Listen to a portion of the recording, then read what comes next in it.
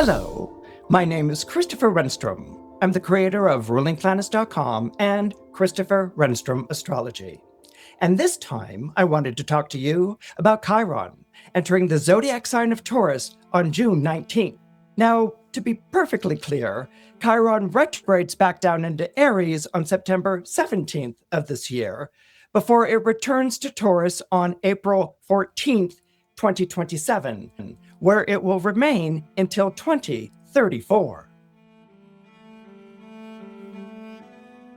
Chiron, often referred to as the wounded healer in astrology, is an asteroid found between Saturn and Jupiter. It was discovered on October 18, 1977. Chiron has an elliptical orbit that can take it outside of Uranus's orbit and inside Jupiter's. Chiron is part of a class of asteroids, which are called the Centaurs, and they are found between Saturn and Uranus. Chiron is currently classified as both a minor planet and a comet, and it even has rings. Chiron takes 50 to 51 years to travel through all 12 signs of the zodiac. However, because of its elliptical orbit, Chiron doesn't spend the same amount of time in each sign. Chiron spends the most amount of years in the zodiac sign of Aries, and that works out to be about 8 years. And then it spends the least amount of time in the zodiac sign of Libra, which is about 1.5 to 2 years. Chiron will be in the zodiac sign of Taurus for 7 years. So what's the story of Chiron, the wounded healer? And how did he come to be? Chiron is a figure from Greek mythology. His father was Kronos, who we know as Saturn, the god of time, and his mother was Philyra, a beautiful nymph. Now, this takes place at the time that Saturn has just consumed each of his children. As you might recall from other videos, Saturn was told after he separated heaven from earth and time began, that he himself would be displaced by an upcoming generation, that one of his own children would overthrow him and take command of the heavens. Saturn, in order to thwart this prophecy, in order to keep it from coming true, swallowed each one of his children at the very moment that they were born. And all of them were indeed swallowed, except for Zeus, who we know as Jupiter in astrology. Zeus's mother, Rhea, Saturn's wife, secreted Zeus away to an island in the Mediterranean where Zeus grew to age, to a manly, godlike figure, a powerful enough figure to overthrow his father.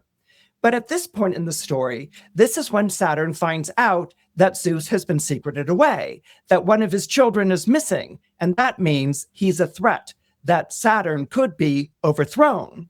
So furious, Saturn goes rushing through the world, and he looks all over the place, through all the mountains and the meadows and the trees and the oceans, looking for Zeus, looking for Jupiter, whom he wants to swallow, so that the prophecy of him being overthrown will not come true. And it was while Saturn was hunting for Jupiter that he first saw Philyra. Philyra, as I mentioned before, was a very, very beautiful nymph. And when Saturn saw her, he felt a desire for her. He was smitten by her. He fell in love with her immediately. And Philyra did not return the affections. In fact, she was repulsed by Saturn, and she turned around and she ran in the opposite direction, and Saturn ran after her. In that moment, Philyra transformed herself into a bird, and she flew away from him. But Saturn transformed himself into a bigger bird, and he flew right after her. And from that height up there in the sky, Philyra transformed herself into a fish over the ocean, and she fell down into the water, and she slipped away from him under the surface of the waves. But Saturn saw where she was going, and he turned himself into a larger fish, and he pursued her just as quickly. At that point, she transformed herself into a horse and galloped out of the waves and into the deserts. And Saturn followed her immediately, transforming himself into a stallion. And he caught up to her and he mounted her. Together, they had a child, and that child was Chiron. Now, an important thing to keep in mind here about Chiron is that he is the product of a rape.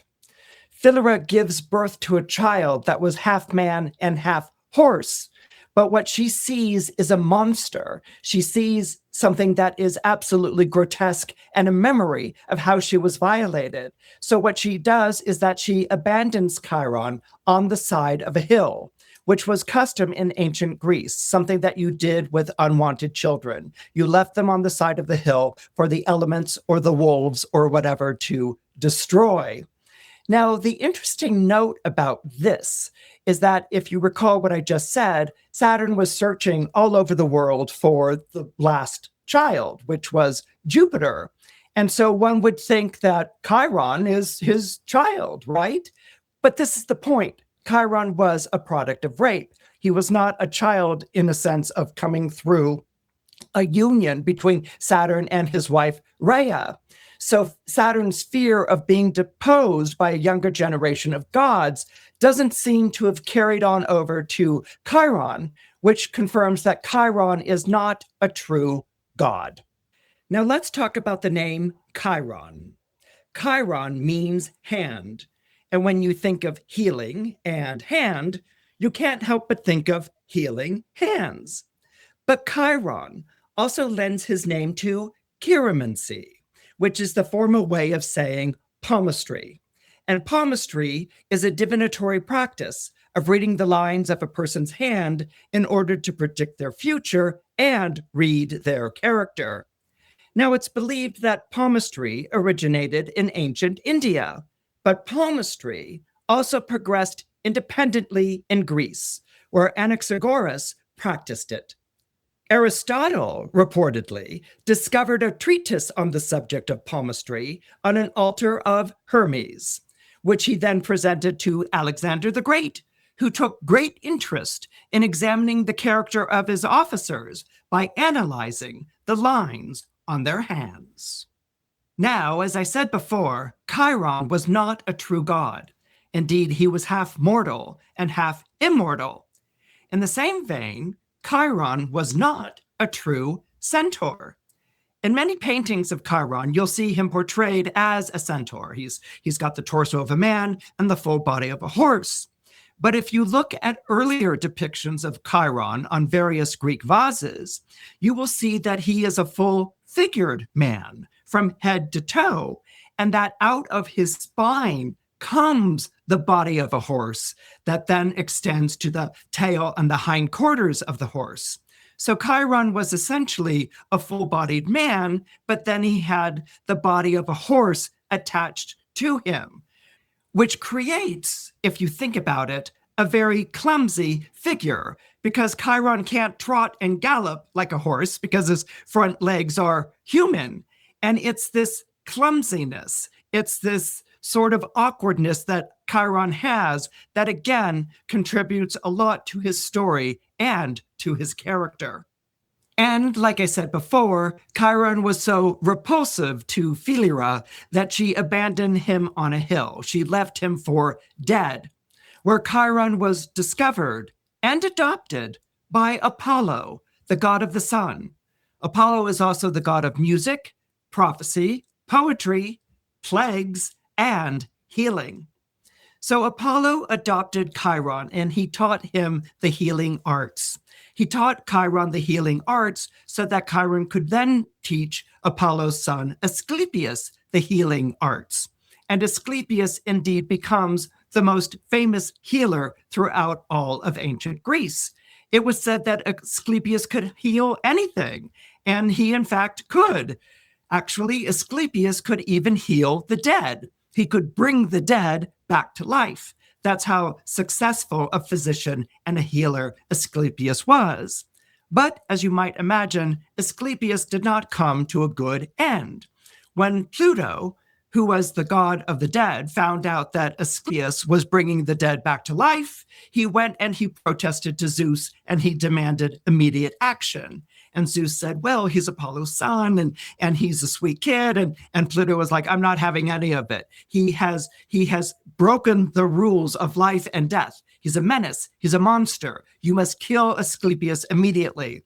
And so Zeus did by hurling a thunderbolt. He killed and obliterated Asclepius on the spot. But Asclepius, who always carried a staff with a snake on it, is remembered to this day on the Hippocratic Oath, which carries a staff with a snake on it, as a commemoration of his remarkable arts of healing. Chiron survives Asclepius and goes on to become a great healer. Obviously not as great a healer as Asclepius was, but Chiron is famous in his own right. What's interesting here is Chiron's association to golden children. There's Asclepius, who is the son of Apollo and is very golden and radiant in his charisma. But Chiron, who's a healer, is also the tutor of killing machines. Chiron was tutor to Hercules, Achilles, Jason, Actaeon, who was a famous Theban hero. These people were golden men in their own right. I mean, Hercules is probably the most famous hero of all, and Achilles is certainly the most famous warrior of all. And then there's Theseus and there's Actaeon. These men were famous for going on adventures and for fighting wars. So here's a fascinating contradiction about Chiron. Chiron teaches people how to heal, but he also teaches these men to become killing machines. And here we get our first glimpse of the wounded healer. But it's not of Chiron being the wounded healer. It's the idea of these soldiers at war. And here we have a reference in the Iliad, for example, where you see how soldiers on the battlefield are also physicians. Now, it makes sense if you think about it, because who else is going to bandage your wound and stop it from bleeding, or perform an impromptu bit of surgery to remove an arrow or a piece of spear in the middle of a raging battle? That person is going to be your fellow soldier. That person is going to be the person who's fighting alongside you. That person is going to be a fellow soldier, a comrade. So here we have this idea of the wounder who's also the healer. These men are taking the lives of other men, but in order to save the lives of their comrade, they also have to be well-versed in the arts of medicine. There weren't any MASH units back in the days of ancient Greece, so it was up to a soldier to save the life of his comrade. There's this incident in Book 9 of the Iliad by Homer, where a soldier turns to another soldier and says, "But save me, take me to the ship, cut this arrow out of my leg, wash the blood from it with warm water, and put the right things on it. The plants, they say, you have learned about from Achilles, who learned them from Chiron, the best of the centaurs." In this image, I want to share with you a bit of pottery. It's actually a drinking cup that portrays Achilles attending to his wounded lover, Patroclus. What we see here is a beardless Achilles who's bandaging the left arm of a bearded Patroclus, his older companion, as Homer represented him. Patroclus sits on his shield and looks away. He's baring his teeth in a grimace of obvious and excruciating pain. And beside Patroclus lies an arrow, the source of his wound. What's fascinating is that both Patroclus's teeth and the bandage are colored white. The teeth are white to show the sheer pain that Patroclus is feeling, and the bandage is colored white because it is the thing that's going to heal Patroclus's wound. What's also interesting about this image is that Achilles is most likely applying Chironian to the wound. Chironian, or centauri ornate, or centauri, is a healing plant that bears Chiron's name and was well known in the ancient world. In volume 5 of his Natural History, Pliny says, "Centauri effected a cure for Chiron when on occasion, while handling the arms of Hercules, his guest, Chiron let slip one of Hercules' arrows onto his foot. Chiron immediately applied centauri to the wound, and it was healed." Pliny goes on to say, "The leaves of Chironian are large and oblong, serrated at the edge, and growing in thick tufts from the root upwards. The stems, some 3 cubits in height, that's 3.5 feet, and jointed, bear heads resembling those of the poppy. The root is large and spreading, of a reddish color, tender and brittle, a couple of cubits in length, and full of bitter juice, somewhat inclining to sweet. Pliny ends with, quote, "So remarkable are its properties for closing wounds, that pieces of meat even, it is said, are soldered together when boiled with it," unquote.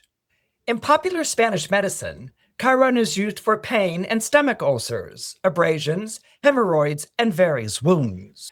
The Chironian grew upon Mount Pelion, which was where Chiron lived, and Chiron was acquainted with the medicinal virtues of herbs, according to the physician Galen.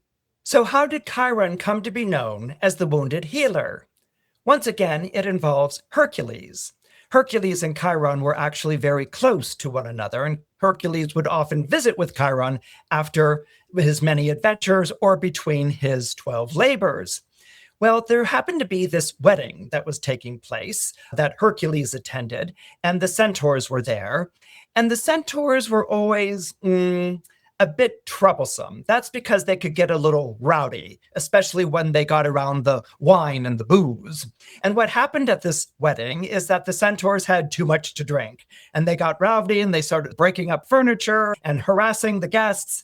And one of them decided to run off with the bride, and he was accompanied by a bunch of his buddies who ran off with the bridesmaids. What they did is that they threw the bride or the bridesmaid on their back, and they went galloping off in some direction to have their way with them. And so this is something that had gotten really extreme. It had gone beyond horseplay. And Hercules at the wedding was completely outraged. So he took out his arrows, which had been dipped in the poisoned blood of the Hydra, and he shot them one right after another. And they went sailing through the air, and they hit each one of the centaurs, killing them instantly on the spot. But one of the arrows actually had been fired so powerfully that it passed all the way through a centaur, and it hit Chiron, who happened to be standing nearby.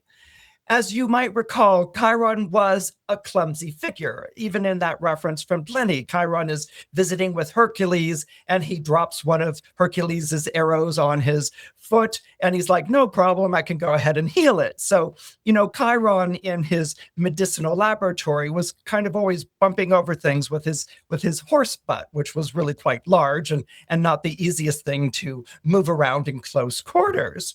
So here, Chiron just had this reputation for being in the wrong place at the right time. And he happened to be on the other side of this centaur who was galloping away with one of the bridesmaids. And the arrow went right through the centaur and right into Chiron's knee, where it immediately poisoned him, because Hydra's blood was the most toxic poison that was possible to have in the ancient world. There was absolutely no cure for it. So Chiron howled out in pain, and Hercules and the different guests from the wedding came and collected the bride and the bridesmaids. And Hercules was, "Are you all right, my friend?" And Chiron was like, I don't know. I'm in a terrific amount of pain. And Hercules was like, "Are there any herbs or anything like that you can give yourself?" And he's like, "I'll try to think of something."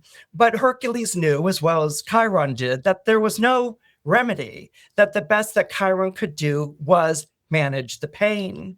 And so Chiron continued his healing, but he was always in this terrific, horrific pain, a pain where there was no relief, a pain where there was no release. And there came a time after a number of years had passed in which Chiron couldn't take it anymore. He was exhausted. He was in too much pain. He just couldn't take it anymore. So what Chiron asked Hercules to do was to set up a situation with Zeus, where Zeus could take Chiron's life. Now, Zeus couldn't just take a life. That's not really how it worked.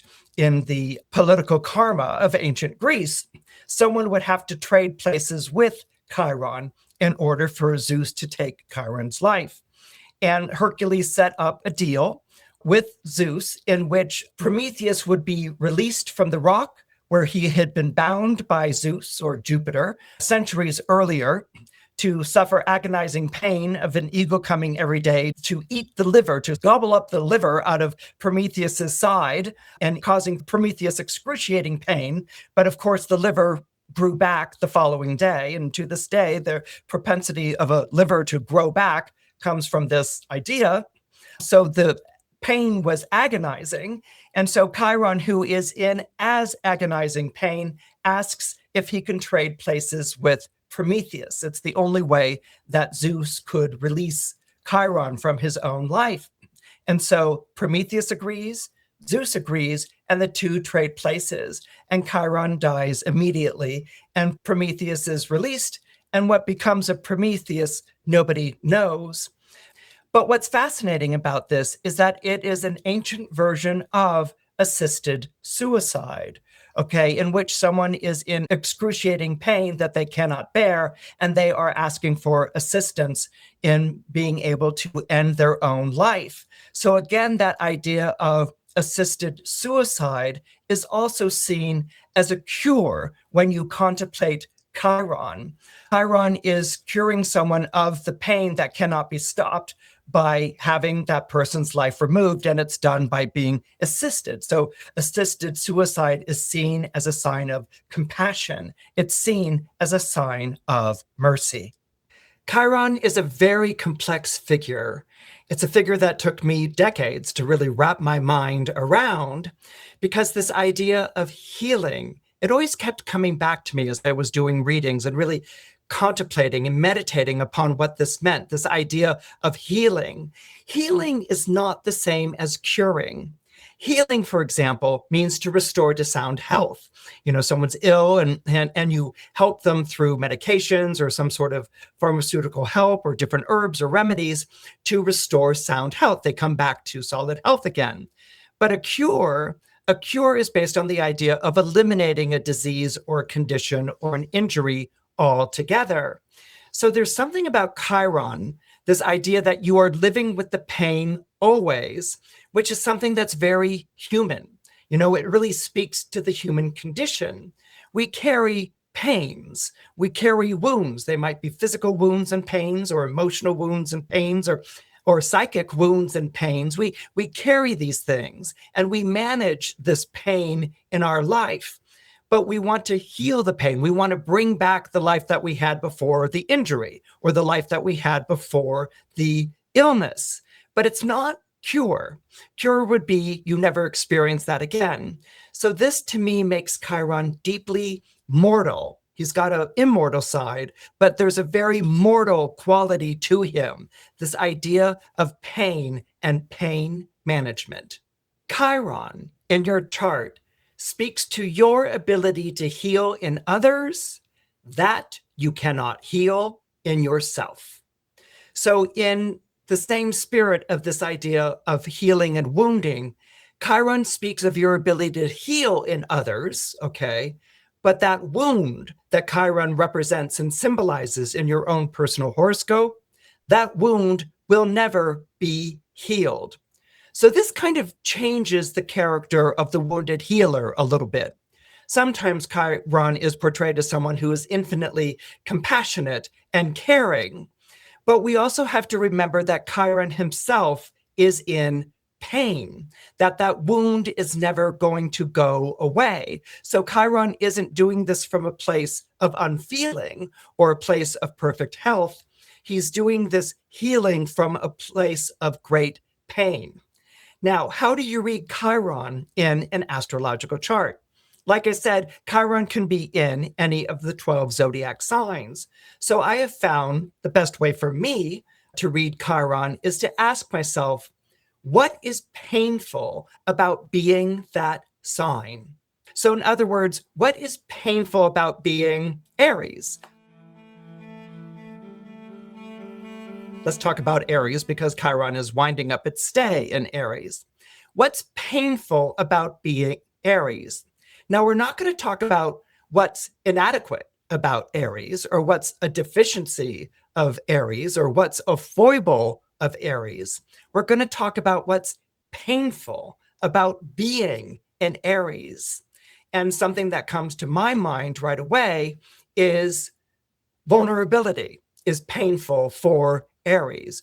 Aries is a sign that's so much about being invulnerable and not feeling any kind of vulnerability, saying that it doesn't have needs, that it's not going to surrender to pain. So the idea of being vulnerable and that you're not supposed to be vulnerable, that Aries is supposed to always be invulnerable, it's never going to bend the knee to pain, so that vulnerability becomes something that's painful about being born under the sign of Aries. And you can expand it in other different directions. What might be painful about being Aries is anger, or what might be painful about being born under Aries might be the aloneness of Aries, or having to always be out in front. So what you want to ask yourself is not what is wrong with the sign, but what is painful about being the sign. And so what we want to do is ask ourselves, what is painful about being a Taurus? Taurus, as we all know, is the zodiac sign of the bull. And bulls are associated with strength, power, fertility, and money. So what would be painful about being Taurus? One idea might be the pain of being the provider, of taking the responsibility onto your shoulders, of providing for the people that you care about. Another idea might be the pain that comes with taking it. Taurus is often described as being thick-skinned and tough. And so people have this idea that Taurus has the ability to be stronger than any sort of insults or cuts or acrimony, that Taurus can take it because they have a thick skin. But there can be a pain that comes with having to take it.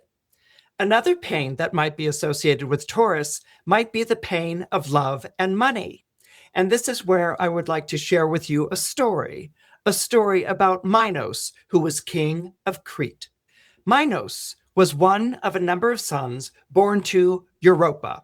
Europa, you might recall, was a young maiden who had been abducted by Zeus in the form of a bull, who swam into the ocean with her on his back. And when he arrived on an island, he led her there, and she founded the kingdom of Crete. So Minos was one of her sons, but he wasn't yet the heir. So what he did in order to become king of Crete is that he prayed to the sea god Poseidon. We know him as Neptune. He prayed to Poseidon to send him a snow white bull as a sign of Poseidon's favor.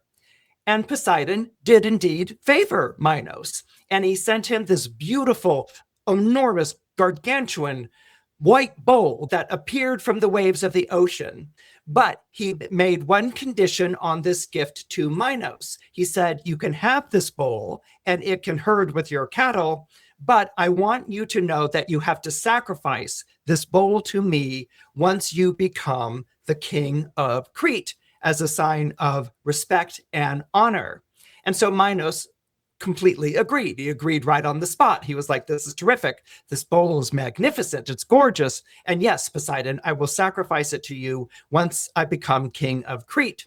Well, Minos became king of Crete, but Minos got to looking at that snow white bull and the way that it was herding with his cattle. And he decided this bull from heaven was too beautiful to kill. How can Poseidon ask for this back? It's just such a beautiful animal. It's too beautiful to be slain as a sacrifice. You know what I'm going to do? I'm going to go through my cattle, and I have a lot of cattle, and I'm going to find a bull that looks just like it, that's just as beautiful, and I will sacrifice that to Poseidon. I will sacrifice that to Poseidon and keep the bull that Poseidon gave me, and he's never going to miss it. He's got a million bulls, and I'll just keep this bull with me. And so Minos did indeed go and sacrifice this bull to Poseidon, and Poseidon immediately knew what was up and was enraged. He was furious. He was insulted that Minos, as a gesture of gratitude, sacrificed this cheap version of a bull. It's like you're expecting a, Chanel handbag, and you get this imitation that they sell on the street instead. And so Poseidon was like fit to be tied. He was so furious. And so what Poseidon did is that he went to Aphrodite, goddess of love, And Aphrodite said, oh yeah, I can help you out. And Poseidon is, help me out, bring some sort of curse down on Minos and his family. And Aphrodite is like, I know exactly what to do. And Aphrodite, as you may recall, is the goddess of love and beauty. And she represents, as Venus in a horoscope chart, the power of attraction. So what Aphrodite did was that she placed a curse not on Minos, but on the queen, his wife, Pasiphae. And what she did is that she cursed Pasiphae with a lust, with a passion for this white bull. And so Pasiphae was immediately full of this desire for this bull, this obsession with this bull. She couldn't live without this bull. And Daedalus, who was like the on-site inventor, created a wooden bull for Pasiphae to climb inside. And, well, let's just say that Pasiphae ended up having a child by the bull. This is Greek mythology. I don't make this stuff up. This is how it comes down through the generations. So she was able to sate her passion, but she exchanged her passion for shame because the child was a monster. The child was a grotesque. The child was half human and half bull, and it was called the Minotaur. Now, Poseidon, still enraged, passed his rage onto the Minotaur. He passed his rage onto the bull, causing the Minotaur to lay waste to the land. And the Minotaur, by the way, had a name, and his name was Asterius. And Asterius means the starry one or the kingly one. So this was the heir of Minos, who emerged as a monster as a result of the curse that Aphrodite placed on Minos' wife, Pasiphae. Now, there's a very interesting link, at least to me, between Asterius and Chiron. Both are monsters, and both are products of a scandalous lovemaking or a scandalous act of passion that takes place. But in Chiron's instance, where he is a human body with a horse's body attached to him, and in Asterius's instance, where he has the body of a human but the head of a bull, Chiron heals through his pain, through his rejection. Chiron suffers a lot of difficulty in his life, but he is still committed to the mission of healing. And Asterius lays waste to the land of Minos. Asterius is a monster because not only is he half human and has the head of a bull, but he feasts on people. Cattle, as we know, are vegetarians, but Asterius, the Minotaur, feasts on people. And so this is where Daedalus is brought into the employ of Minos yet again to build a prison, which is a labyrinth within which to imprison the Minotaur, Asterius, so that he is never seen by people and that he is this great sort of family shame, this great sort of family secret that's kept down in the labyrinth, the basement of the labyrinth. Now, what happens here is that Minos had another son named Androgeus, and Androgeus was killed in a battle with Athens. And Minos was so furious that his son had been killed that when Minos won the battle with Athens, he demanded that every 9 years, 7 young Athenian men and 7 young Athenian women from Athens were sent to Crete, to the labyrinth, and they were to be sacrificed to the Minotaur to atone for the death of Minos's human son, Androgeus. And this is where we get the idea of the pain that is associated to love, the pain that is associated to money, and also the next quality that's going to come out with Taurus, which is going to be hunger.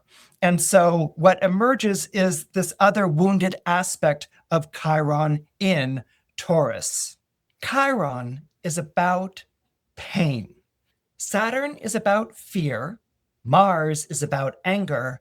But Chiron is about pain. We want to think of a wounded healer as someone who is compassionate and empathetic and is working through his pain to be there for you to help heal your own pain.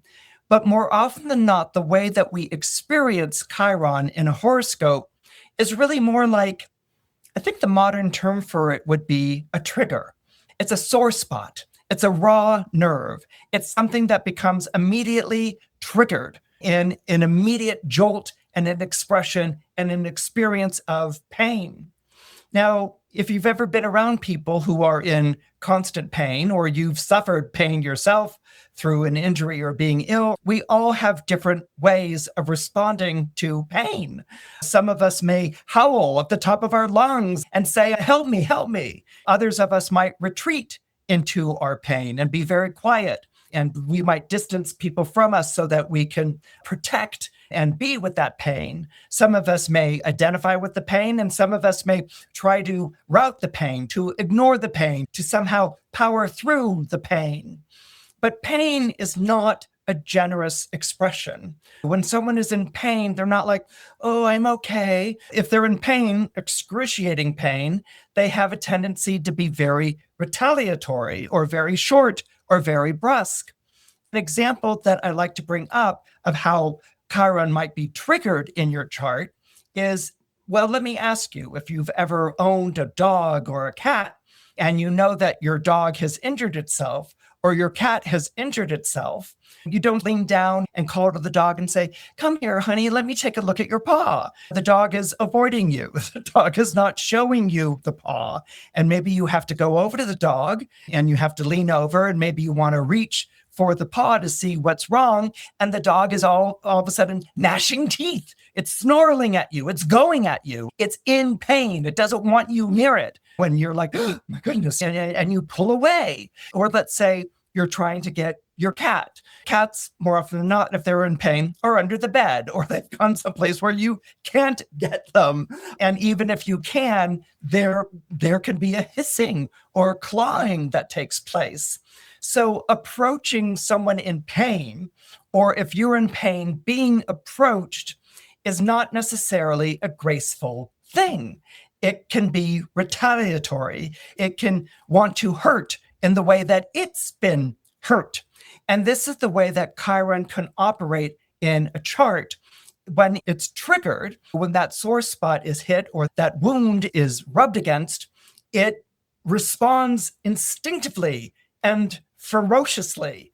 And it responds whenever someone's been hurt with hurt. If it's been caused pain, then it wants to cause pain as retaliation so that it can then exit, or it can then leave and be by itself. So these are more often than not the natural reactions to a raw nerve, to being in pain. And these are more often than not the natural reactions of Chiron being triggered. Now, there is a difference between Chiron in your chart, where it resides natally in your horoscope, and Chiron by transit. And what I'm going to be talking to you about today is Chiron by transit. Chiron is going to be entering the zodiac sign of Taurus, and that will be affecting each of the 12 zodiac signs in a different way.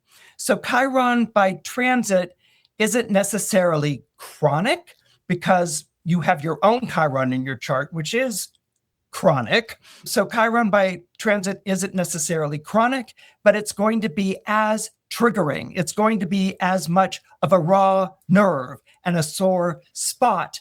And so we need to understand where this pain is coming from and how we could possibly move it into a more healing direction. The healing goes to other people. And the reason why healing goes to other people is so that it can reflect that wound back to yourself.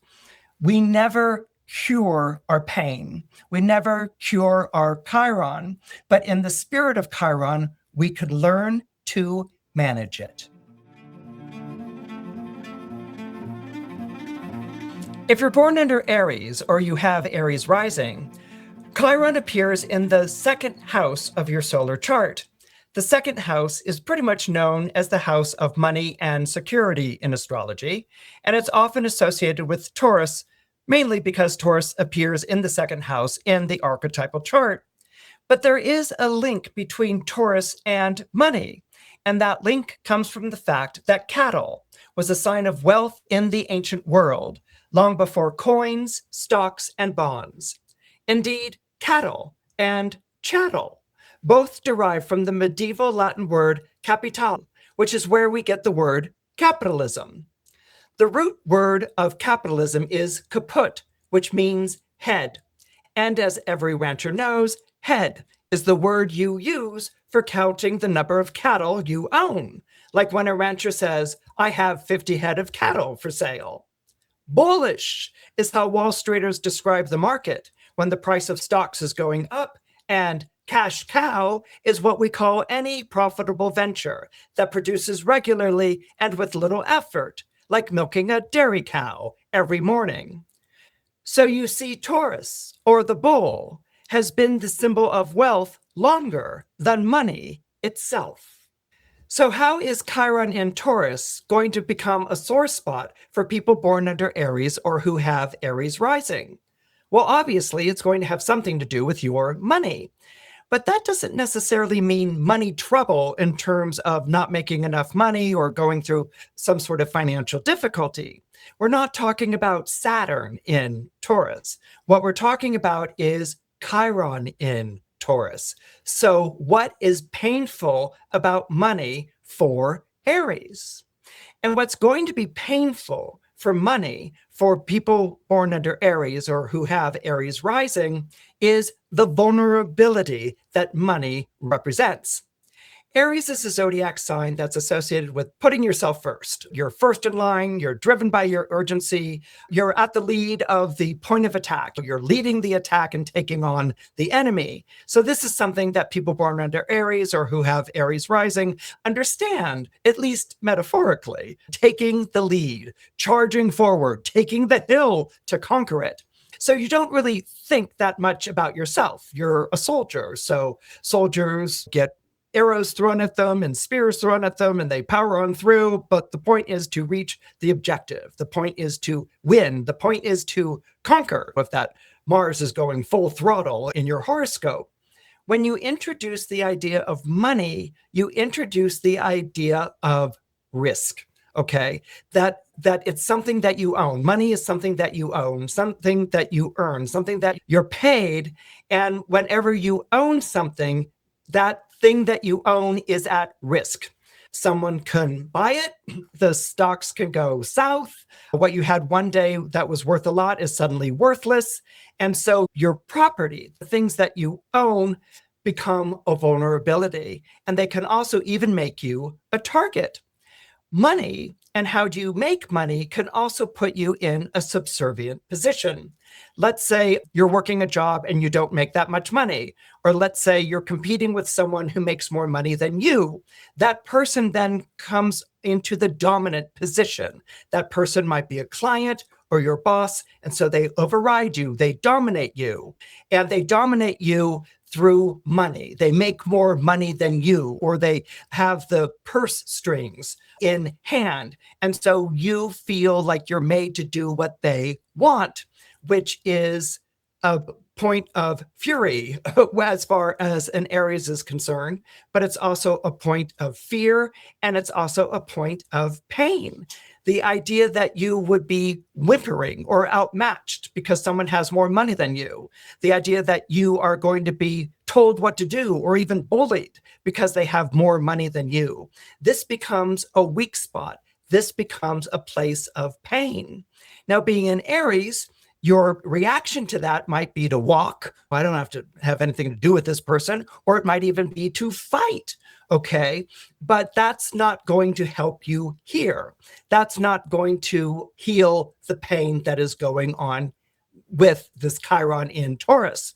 So Chiron in Taurus, by basically representing a weak spot or a weak link in your horoscope for the period of time that Chiron will be in the zodiac sign of Taurus, which is your second house in the solar chart, forces you to deal with the pain of not getting your way in the way that you would get it through sheer force of will or the things that you do. That money will be a painful spot. The fact that you need to make it, the fact that you need to hold on to it, the fact that it's holding some kind of reins over even you, those financial concerns. And like I said, you can either fight or be difficult or walk out on something. Those are certainly your choices.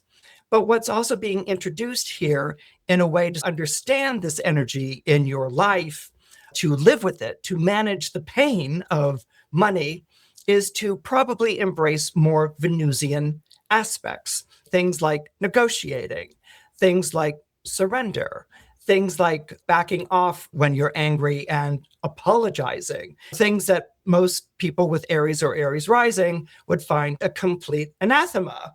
Okay, something that would even cause you more pain, which is where it's coming from, being stemmed in the Chiron and Taurus. So this is something that we will never get rid of that pain. But if you don't have Chiron and Taurus natally in your horoscope, then this really isn't a chronic issue, but it is a painful issue. It is a triggering issue, and it is something that you need to manage. And it's best managed by espousing the Venus values of making peace, of negotiating, of maybe throwing a battle, of bringing the warring sides back to the table and finding a way for everyone to coexist. It's not something that comes naturally, but with Chiron in the zodiac sign of Taurus, it may be something that you will need to learn how to do. If you're born under Taurus or you have Taurus rising, then Chiron will be in your own zodiac sign. And what that means is that you identify with Chiron being in Taurus. In other words, you identify with the pain of love and money. So there's no distance on this. There's no perspective on this. Even when we examine the position of Chiron in the solar chart, it's seen in the first house, which is the house of me, the house of myself. It's basically the face that you show the world, how you show up. And so this is absolutely going to be caught up in your identity, especially if you're born under Taurus or you have Taurus rising. So what is your identity? Your identity is probably a provider, a hard worker, someone who takes care of the people who are under your care. These may be family members, or they may be people who work for you, or they may be friends and acquaintances. They may be loved ones. You always see yourself, or naturally see yourself, as a provider, the person who works hard and brings home the bacon, the person who makes the money. But when you have Chiron here, money now becomes a sore point. It now becomes a kind of trigger that if people bring it up, you may find yourself getting very angry or very hurt or very rejected or suddenly fearful. You will have a constellation of reactions that are taking place. You might lash out or you might retreat. But clearly, during the period of time that Chiron will be in Taurus, money will be a sore subject. So how do you deal with a sore subject, which is something that you naturally come by, something that you naturally identify with and understand? How can something which has always been a strength, a blessing, a virtue in your life? People born under Taurus or Taurus rising are very good at building money, at making money. So how can something that's always been a virtue, a blessing, now become a sore point? What it might be coming from is a feeling of being taken for granted, that people look at you and you feel like that when people look at you, all they see is an ATM machine or a request from PayPal for money or a Venmo contact, okay? That all people want from you is your money. And so your feelings might be very hurt by this. It might be like, well, I'm more than an ATM machine. I'm more than a paycheck. I'm a person. Don't you appreciate me for me? And what you may hear all the time around you is, can you loan me X amount? Or can you help me out with this? Or I'm going through a rough time. Or you said you'd buy this for me. Something along those lines. Maybe you even have people who rent an apartment from you or whatever, and they don't take care of the apartment that you've rented to them. They're disrespectful of the property. They don't take care of things. And you may feel very angry. You may feel like you have to watch out for your property. You have to watch out for the things that are yours. And somehow, without you really knowing it, you went from someone who wanted to help out voluntarily and be there for someone else financially and be a show of support and strength to someone who is expected to cough up the money, that people don't treat you right. They don't treat you like a human being.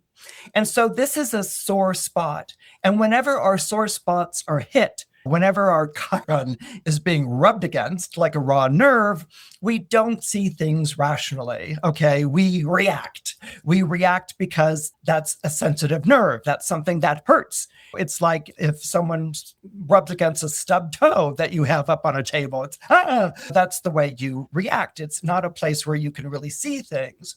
And add to that the Chiron is in your own sign, and there's really no perspective. I think what's important to understand here is, how have you set yourself up for others? Are you the provider? And if you're the provider, is that something that you're very invested in, that you're very identified with? Does being the provider mean that you have the last say? I pay the bills here, so you do what I say.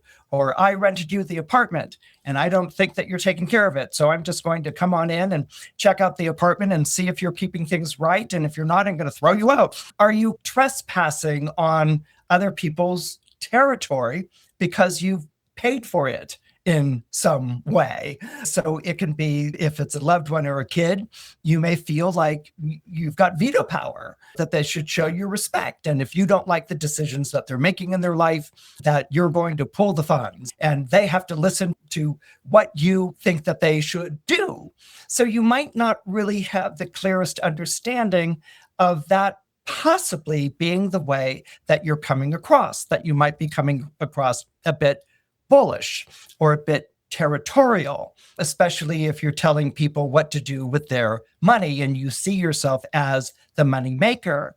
So this can become, as you might imagine, a self-fulfilling prophecy where you're giving out money and someone takes it because they need it. You're asserting your authority or your dominance over the person. And you may not see how that might be hurting the other person, and they might be retaliating against you, and then you retaliate in the same moment, and it becomes, as I said, a vicious circle. So I think what has to happen here is, first of all, you need to stop, look, and listen when you're feeling hurt in this way. And this isn't about right or wrong. This is about being in a moment of pain, because being in a moment of pain, we want to hurt back. All right. That's pretty much the natural response, or leave. Maybe we even want to do both things, hurt back and leave. So what you want to do is say, this isn't a good moment for me. I'm getting off the email. I'm going to get off this conversation. The blood is boiling. I'm seeing red. I'm a Taurus rising, and I need to go to like chill in the pasture somewhere. Okay. And so you remove yourself from that situation so that you can bring down the temper. Now, Chiron doesn't mean that you're in pain constantly, but it does mean that it's a sore point. So when it's inflamed, you're not going to see things reasonably, but it is going to calm down again. And it is the nature of Taurus to calm down again. Your ruling planet, after all, is Venus. So allowing peace and calm to reemerge, to try to see things in terms of where you might have been using money to get your way, or to maybe even trespass in some regard, or to show your dominance. These are things that are very important, because this might have been where, out of feeling pain, out of feeling used and exploited, you were then asserting something that would make you feel dominant in the situation, but then it continues the pain cycle. So whatever you can do to bring the speeding car to a halt, the runaway cart to a halt, and just maybe take yourself out of the situation in peace and calm, then you can readdress the situation. But I think it's good for you to know that for a period of time that this is going to be a sore subject for you, and that the way around it isn't to justify it or to retaliate or to list off all the things that you do and pay for. That's not the way to deal with it. And it's not the way to deal with it because you like providing. You like being there for someone. This is something that makes you feel good. One of the most difficult things for a Taurus to do is to share, okay? And it's difficult because you're born under Venus, which is a planet which is very much about sharing and caring, but you're an earth sign, which when it comes to sharing Earth signs are like, when am I getting that back? In what kind of condition am I getting it back? If someone wants to borrow a sweater from you, many people born into Taurus or Taurus rising will buy a sweater that looks like it and give it to the person because they don't want to worry about when they're going to get it back. So sharing isn't really an easy thing for you to do, but it's an important thing for you to understand that you can't just assert yourself in this way, especially when you're angry, that you have to have a sensitivity to other people. And that sensitivity doesn't equal taking care of them. It equals being sensitive, that understanding one day that they want to be providers and that they're going to want to make money and take on responsibilities, and that you support them in that effort rather than feeling threatened by them wanting to do that. So there's a lot of complicated things to mull over during this period of time that Chiron is in your own zodiac sign. But then again, you've got 7 years to think about it. If you're born under Gemini or you have Gemini rising, Chiron appears in a very interesting place in your solar chart. The reason why I say interesting is because this is a blind spot for you. What I'm referring to is the 12th house in your solar horoscope. Now, the 12th house has a bit of heavy baggage that's associated with it. It's the house of secret enemies. It's the house of self-undoing. It's the house of the family skeletons in the closet that have been passed down. There's a lot to unpack when we're talking about the 12th house. And certainly that's going to be affecting your relationship to finances here in the 12th house. Maybe there was intergenerational difficulty with finances that has been passed down to you. Okay, maybe your family had difficulties with money and finances and it was passed down to you, and that's created certain survival behavior in you where you're very afraid of being without money. And that might have been something that was just burning in the background at a low burn for a while. But now with Chiron here in the solar 12th house, this is a sore spot for you. This is something that's triggering a lot of anxiety and triggering a lot of reaction. And so money can be associated to a number of different things in our lives. It's more than just getting paid what you worked for. Money can deal with security. Money can deal with power. And money also carries with it a kind of mortal flavor. If we don't have it, we can feel helpless.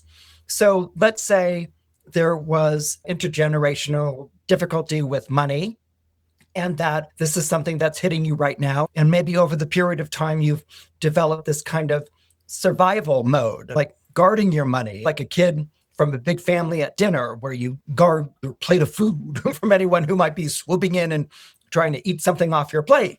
And people born under Taurus or Taurus rising are famous for not wanting to share their food and get out of my plate.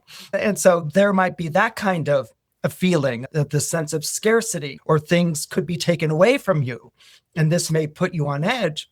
But what you can also have with generations' relationship to money is intergenerational wealth. You can also have this feeling of having been born in a privileged place and money being passed down to you, and your life basically being robbed. Your life is going to be spent babysitting this money or not messing it up, or the money is going to dictate how you live and who you are. And where on the outside, it looks like, wow, what should you be complaining about? You're a trust fund baby. On the inside, it may be like, this is something that rules my life, that I don't have any say over at all. And part of me wishes I didn't have the money at all, but the other part of me knows that how could I take care of myself without it? And so one can almost feel imprisoned by finances, especially if they've been passed down like that, where people can control your behavior through either the dearth of finances or the surplus of finances. Another thing that can show up here, and something that I'm also concerned about because of the idea of self-undoing, I can't help but be reminded of that earlier story that I told in the broadcast, the one about King Minos of Crete, where he asks Poseidon for his help, and Poseidon gives him the snow white bowl, and Minos is thankful. He's made king of Crete, but then he doesn't want to sacrifice the bowl. Now, this had nothing to do with being king or wielding power. It had to do with seeing a beautiful thing, which is Venusian, that's Venus. She rules over Taurus, seeing a beautiful thing and not wanting to give it back or not wanting to sacrifice it. And even telling oneself, well, Poseidon won't miss it, type of thing, and going and finding a substitute. This might also be something that could be happening right now. There may be this feeling that I'm in a place of vulnerability. I treasure something that I've gotten, and maybe I don't have to pay it back.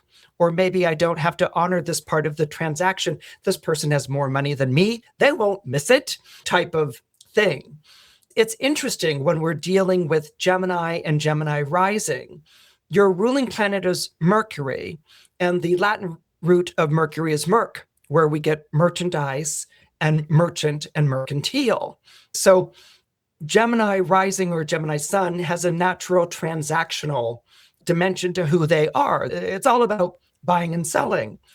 Many people born under Gemini or Gemini rising enjoy the game of buying and selling. Okay. If they make money, that's great.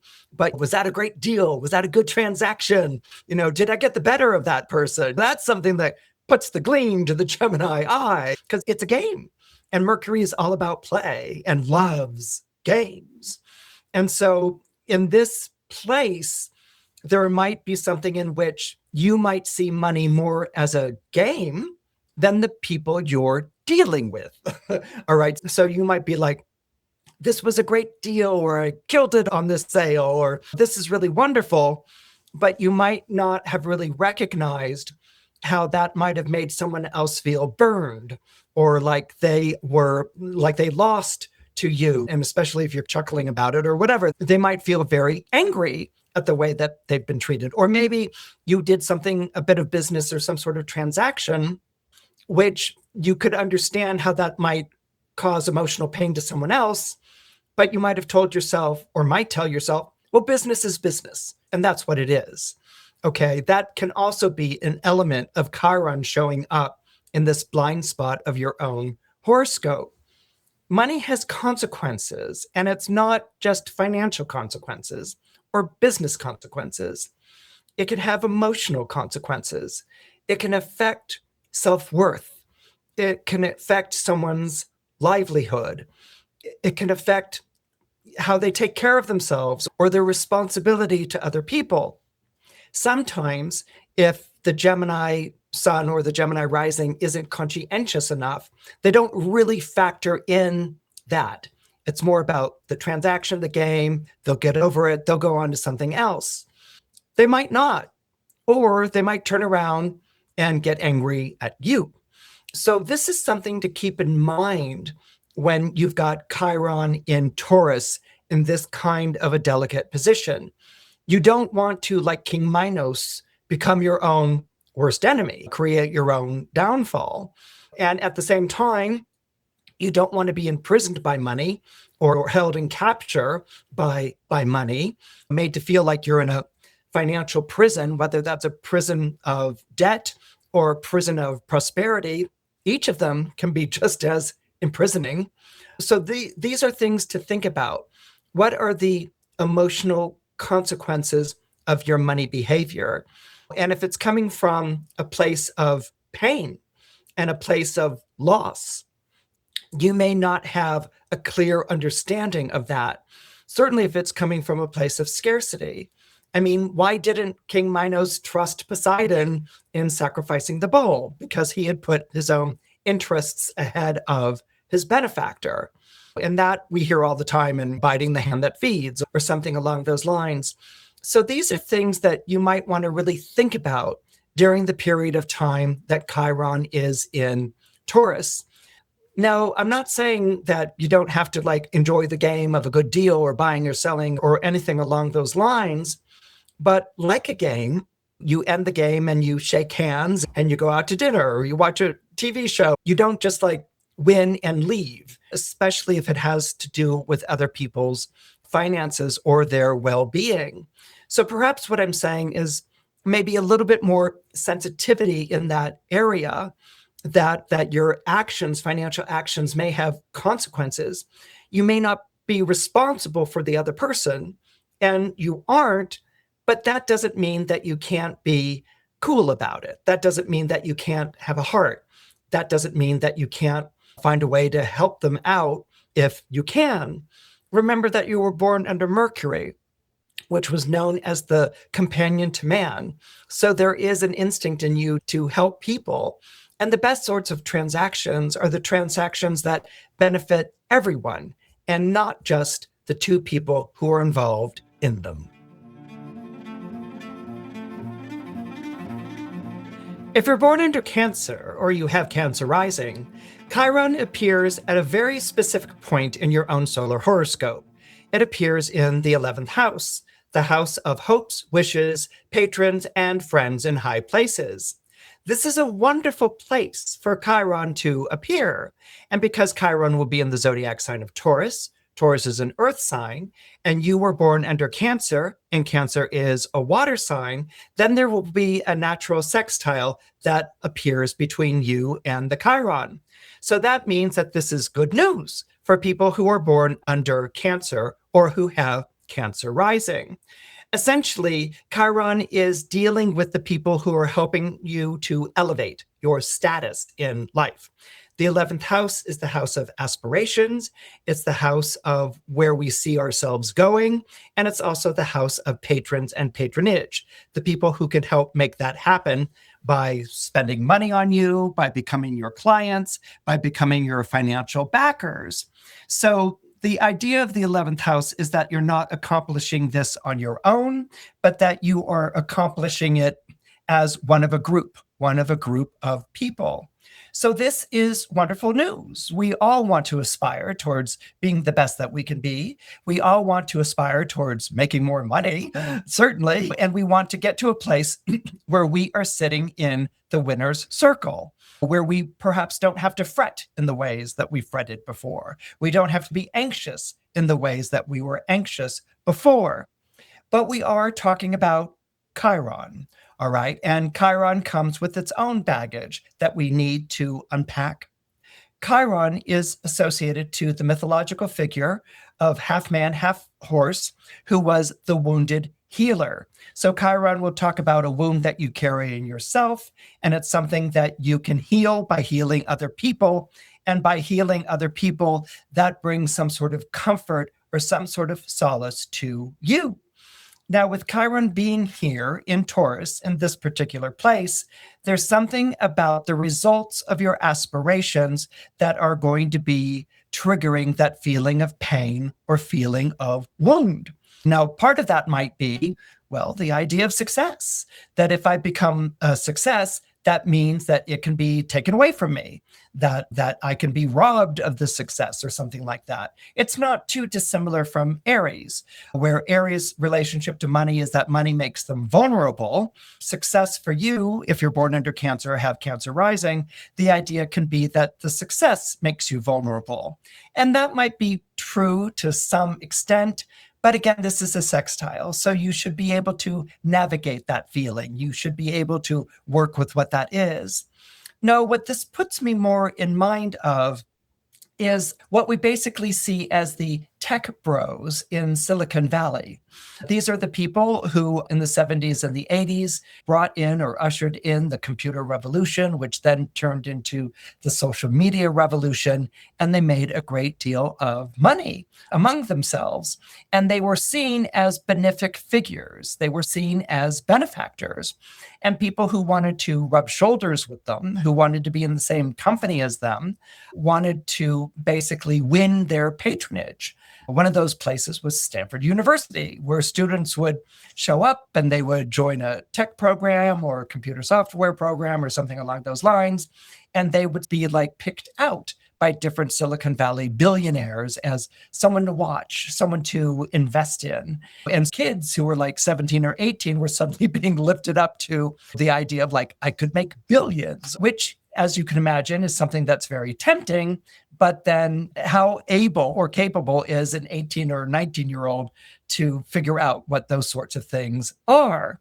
So there can be an element of that with Chiron here in the 11th house. You're being lifted up in status by other people. You're being looked at. You're being developed. You're being invested in. And this is a good feeling because your aspirations are being realized. Now, this doesn't have to just be Silicon Valley or something along those lines, but this could be you being part of a community where you feel lifted up, where you feel seen, where you feel recognized, and where you're on the road to success. But as I said, Chiron comes with some of its own baggage. And so the question then becomes to be, what is that success turning you into? All right. And so that's something that's always to be kept in mind whenever we succeed in any sort of part of our life. In the past, and this is heavily rose-colored, but in the past, what used to be the understanding, or at least the myth, no, actually, it did actually show up in a number of different ways, is that if you became a success, you became a philanthropist. Okay, you gave back to the community. You gave back to other people. You invested in them. You built Carnegie Halls and you built universities. And you also had a branch of what you were doing, which was philanthropic. It was helping people to step up in the world as well. And when we look at the current state with the famous tech bros, they don't give back a lot. It's like that moment where Minos doesn't give back the bowl. Okay, they don't give back a lot. What they become more focused on is their money and where they are. And this is something that happened over the couple of decades. They went from bringing wonderful things that can improve our lives, and it certainly has done that. But then also another side has come out, which is a very like, this is mine and I'm not going to share this and things along those lines. And this is where money can create a variety of different reactions in people who have and have not. But this is where money can have a dark side to it or a wounding side to it. This idea of not giving back, or that the success becomes a hunger. If I become successful, I'm going to become hungry for more successful. Or if I become well-to-do, I'm going to become hungry for more money. And that becomes almost like the obsession that takes over. And that can be a dark quality of Venus. That can be something that can come out in which there is a lust for success or a lust for finances. And the thing about lust and what makes it different from romance isn't just sex, okay, which is what everyone thinks of, but lust is never satisfied. That was the whole point of lust being seen as one of the 7 deadly sins. It can never be satisfied. It's a continual lust. It's a continual hunger, so that whatever would be a beloved or love object is consumed like food. It's interchangeable. It never satiates. And so that's where this could potentially go. What I like is that we're talking about a sextile. So I'm going to bring it back to the sextile, but it's something to think about. You may feel, if you're socializing with a different sort of group of people here, that you need to be one of the gang. Or you may feel like, well, I made something of myself, so you have to make something of yourself too. Or this idea of success might have run away with a part of you. But again, what I really want to emphasize is that lovely sextile. This is something that you can understand. There's a natural nurturing quality to Cancer. There's a deep feeling. And sometimes Cancers don't want to feel as deeply as they do. And when you feel, when you're emotional, you can be hurt and you can be in pain. And when you're hurt and when you're in pain, you can lash out. You can also retreat, like the cat under the bed. I'm hurt, I'm in pain, I'm going to retreat and leave. But you can also lash out like the dog, which is all of a sudden barking and showing its teeth. And this could be over finances. Finances might be the thing that brings this out. And my suspicion is that this is less about money and business, and it's more about things that are getting triggered and buttons that are being pushed. When you have Chiron, which is sextiling you by sign, you have an ability to see things and to understand things that maybe some of the other people that you're dealing with don't. It may be in a blind spot for them. It may be something that overcomes them, overwhelms them. But given this sextile, you have a natural understanding for why that's taking place. And in a way, that's what puts more of the healing responsibility on you. You're wounded, but you can also heal. You can also bring peace and light to this situation. And so that's a tall order. That's a tall order for anyone. And it's something in which people might feel like, well, am I going to get used or abused or something along those lines? And what we're really talking about is trust and faith in people. Trust and faith in the people who back you, trust and faith in the people that you do business with, and this feeling of a tide lifting all boats. So this may be a sore point for you at different points. You might not have the clearest idea of how to operate in this place, but always remember that your instinct as a Cancer is to be nurturing, is to be supportive, and it's to be benevolent. And these are not weaknesses. This isn't something that is to be seen as a weakness or an insecurity or something to be embarrassed of. It's something that's to be a strength. And Chiron here is going to show you how you can help other people with these issues. And by helping them with the issues, you also help yourself. If you're born under Leo or you have Leo rising, Chiron will appear at the highest point of your solar horoscope. It will appear in the midheaven. The midheaven is associated to your career, it's associated to status, and it is also associated to a feeling of destiny, that you were called upon to do this great thing in your life, and you're going to go ahead and do it. You're going to go ahead and accomplish, to achieve, and to be a great success. But when we're dealing with Chiron, which is dealing with pain, which is dealing with a wound, and when we're dealing with Chiron in the zodiac sign of Taurus, then that idea of career, that idea of destiny, that idea of status comes at a cost. So it's not something that's freely given. It's something that you have to work hard for, and it's something that you have to earn, and it's probably something that you are also making sacrifices for in some way. And that might be something that you're facing right now, that Chiron is about to enter the zodiac sign of Taurus. Now, the idea of your career, the idea of your success, the idea of your status may be a bit of a sore point with you. And the reason why it might be a bit of a sore point with you could be for a number of different reasons. It can be now that you've reached the top of the world and you're wearing the crown, now you have to fight to keep that crown on your head. That's what Richard II says in Shakespeare, heavy is the head that wears the crown. That if you're wearing the crown, then other people want to depose you or they want to take that crown away from you. And so that might be something that you're feeling right now. How do I maintain this success? How do I maintain this status? How do I maintain this place that I have in the world? And maybe you might see people as trying to take that away from you. And so this is where an accomplishment can become something that's painful because it becomes a vulnerability. It puts you at risk. It can be taken away from you. You might have to show that you're tough. You might have to show that you're a true leader. You might have to show that you're in charge. And the feeling that this is painful, that it comes with a cost, might be something that's making you think twice about what you do. It might be making you more self-conscious. And so you might not be coming from a place of your heart, but you might be coming out of a place of pain, even a place of desperation, like someone's going to try to take this away from you, or one mess up or screw up and you've fallen off the top of the mountain and like Humpty Dumpty, you splatter on the pavement and no one's going to be able to put the pieces back together again. So you may have or feel a lot of pressure and maybe even financial pressure to be in this place.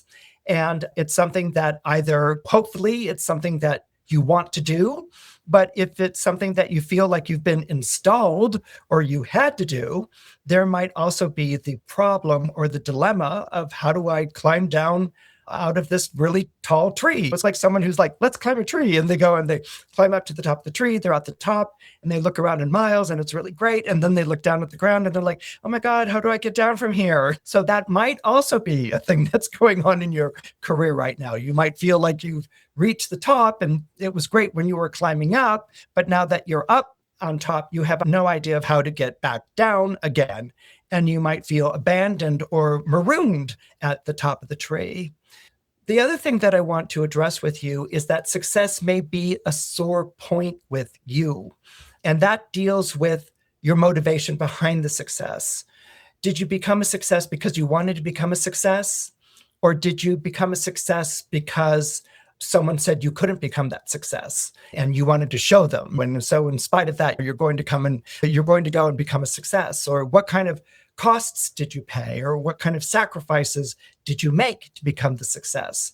Is this a success that truly belongs to you? Or were you doing it because maybe you felt overshadowed by someone else in your friends or a contemporary or a colleague, or maybe even a parent was a great success and you felt like you were living in their shadow? So there can be that type of pain that's going on here. Sometimes people can become a success and success doesn't bring the things that they thought that it would bring, because oftentimes success will bring out the things in you that if you didn't really have a consciousness or an understanding of them, can end up overcoming you with the anxieties or the paranoias or the fears or even the loneliness of the success. So here you're going to feel like not only do you have to maintain this position, but you also have to finance it. That you have to make sure that you're making enough money that keeps you on top and that ensures that you stay on top. And so there can be a lot of thoughts about finances and money and obligations. And I'm not saying you're going to be thinking about people you have to pay off to stay there or anything like that, but there can be like, I have to maintain these numbers. I have to maintain these figures to stay up where I am. I have to make this money, or I have to poll right, P-O-L-L right, in order to stay here. And so this can become a very lonely place for you to be, and a very anxious place for you to be, and a very painful place for you to be. And again, it could become a sore subject. People might question the way that you do something and you respond by wanting to bite their head off, or people might offer advice and you might be like, well, who asked you? A sort of thing. So that's stuff that you really want to monitor in your behavior, because it's coming out of a place of pain and defensiveness. When Chiron is in Taurus, it's not a very generous or sharing place, because it's a place of pain. And so it wants to protect or to hide or to not show that kind of vulnerability.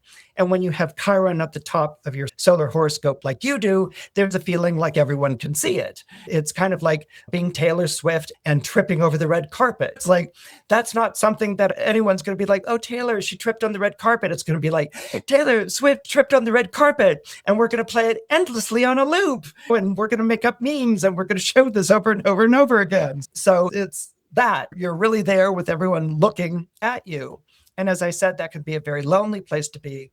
And that can even become a painful or an exhausting place to be if you feel like you have to keep that up.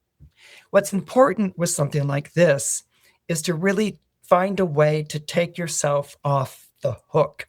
You're not alone here. You're not the only person who's experiencing this. And that's not to devalue your anxieties or your pain, but it's to introduce the idea of company and introduce the idea of community, that there are other people who are here or who have been here. So this might be a good time to reach out to people who have traveled this road, maybe what we call elders or people who've traveled this road before. It might be a good time to reach out to friends and loved ones, to reach out to confidants, to reach out to contemporaries who maybe are experiencing success, but in a different area of your field, or maybe even a different field altogether, so that you get a sense of community, that you get a sense that you're not alone with all of this, that you can climb back down out of the tree and even climb the tree again. In other words, It's not like you've reached the pinnacle and then you have to go down to go up again. No, in other words, it's like I climbed to the top of the tree, I can climb back down it, I can go have dinner and sleep, I'll come out in the morning and climb back up the tree again. That success is less of a pinnacle experience and becomes a part of your life. But I think that if you seek out the company of people and share what's going on with you and your fears and anxieties and maybe even the loneliness of responsibility and obligation, you'll find a lot of sympathetic shoulders to lean on. You'll find a lot of people nodding, of understanding where you are coming from, and basically maybe helping you to find a way to wear that more comfortably. And even if you're not a success, let's say it goes in the opposite direction. Maybe you feel like all you've been is like a failure, then maybe this is about, are you barking up the wrong tree? Are you forcing yourself to succeed at something that you're not good at or that you don't really want, or that lost its appeal to you? Well, there's such a thing as climbing down off that tree again, that you can leave that and that you can find something that is more fulfilling or feels more like a true success for you, that makes you feel creative and good about yourself rather than harried and exhausted. So these are the ways to work with Chiron in your 10th house. There's going to be the feeling that whenever you deal with issues of success that you're getting your fingers burned.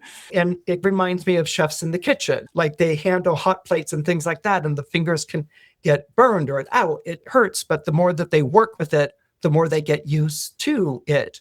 Or a dancer who develops calluses on their feet so that they develop that kind of like thick skin sort of thing. I think that the more that you can work with this and share the experience with other people who know what it's like, the more that you can develop those capabilities, and that success becomes less of a pinnacle experience and more something that's a part of your life that you can also share with other people in your life. If you're born under Virgo or you have Virgo rising, Chiron in Taurus is not going to be as painful as it potentially could have been. And the reason for this is because Taurus is an earth sign, just like Virgo is an earth sign, which means Chiron trines you by sign. Chiron is essentially in your corner. Now, where does it appear in your solar chart? Where it appears in your solar chart is the 9th house. This is the house of your beliefs. This is the house of your morals. This is the house of the world, the way that you see the world and the way that you want to participate in the world. So Chiron here is going to stimulate your aspiration to do right by people in the world. This is something that you're going to very much be drawn to.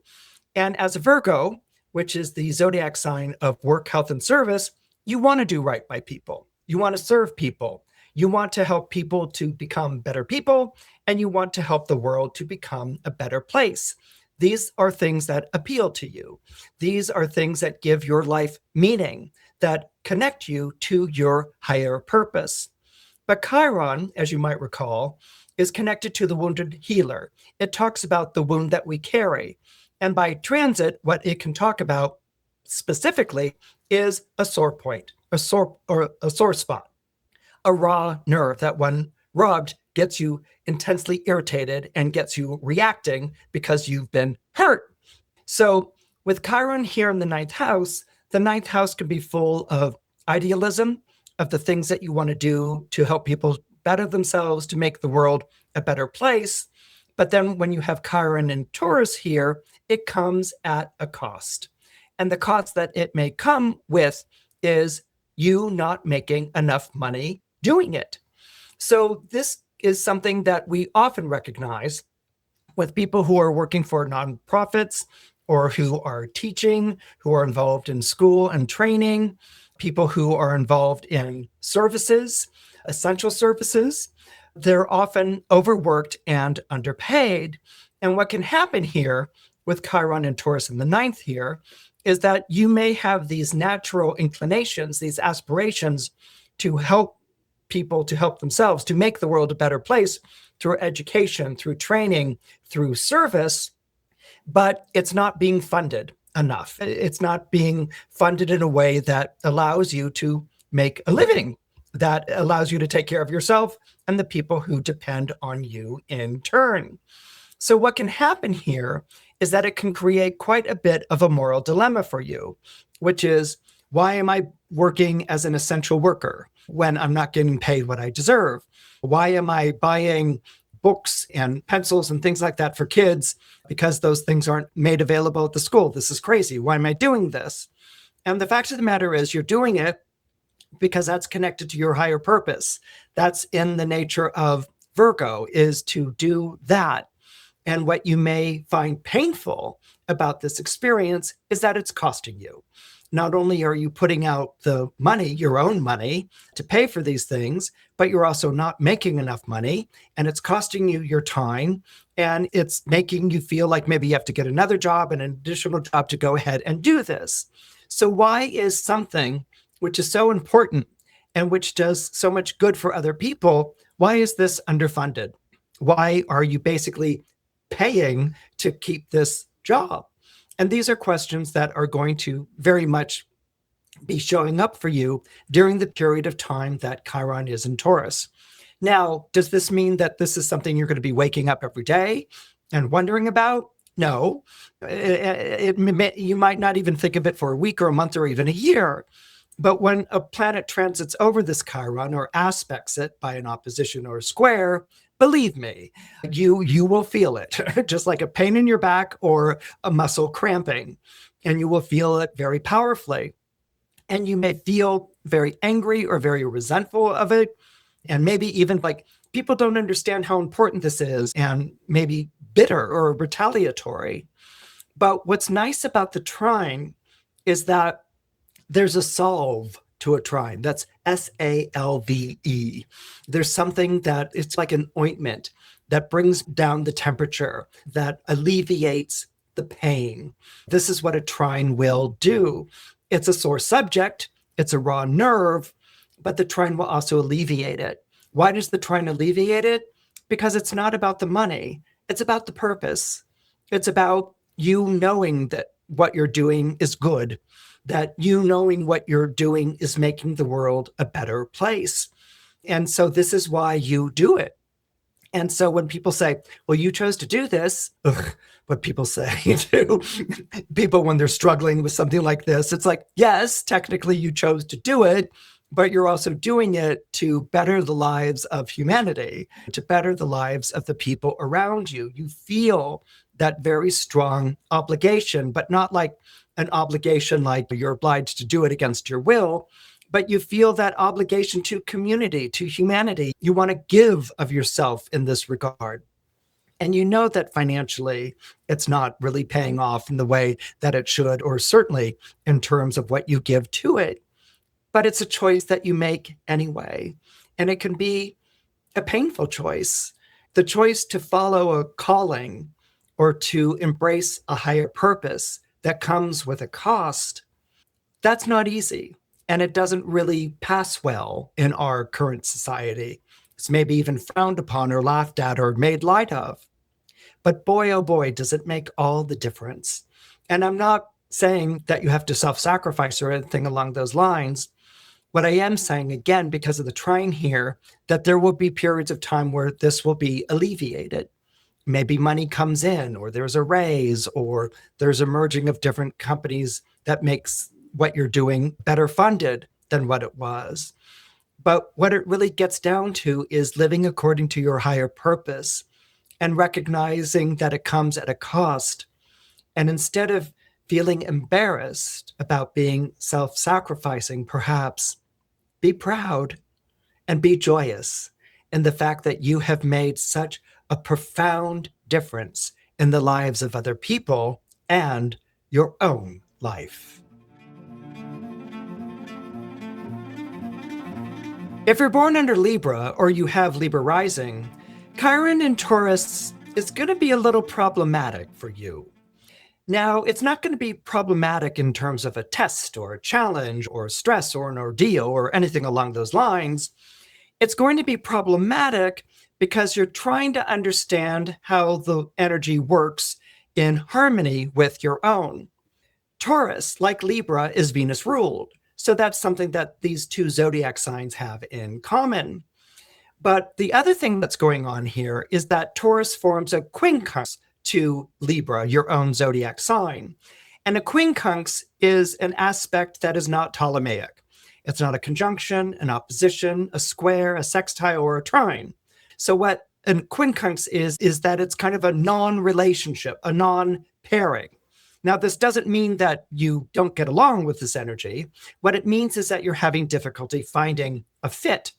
Imagine, for instance, being somewhere where the bars on your phone are very low and it's difficult for you to pick up the signal.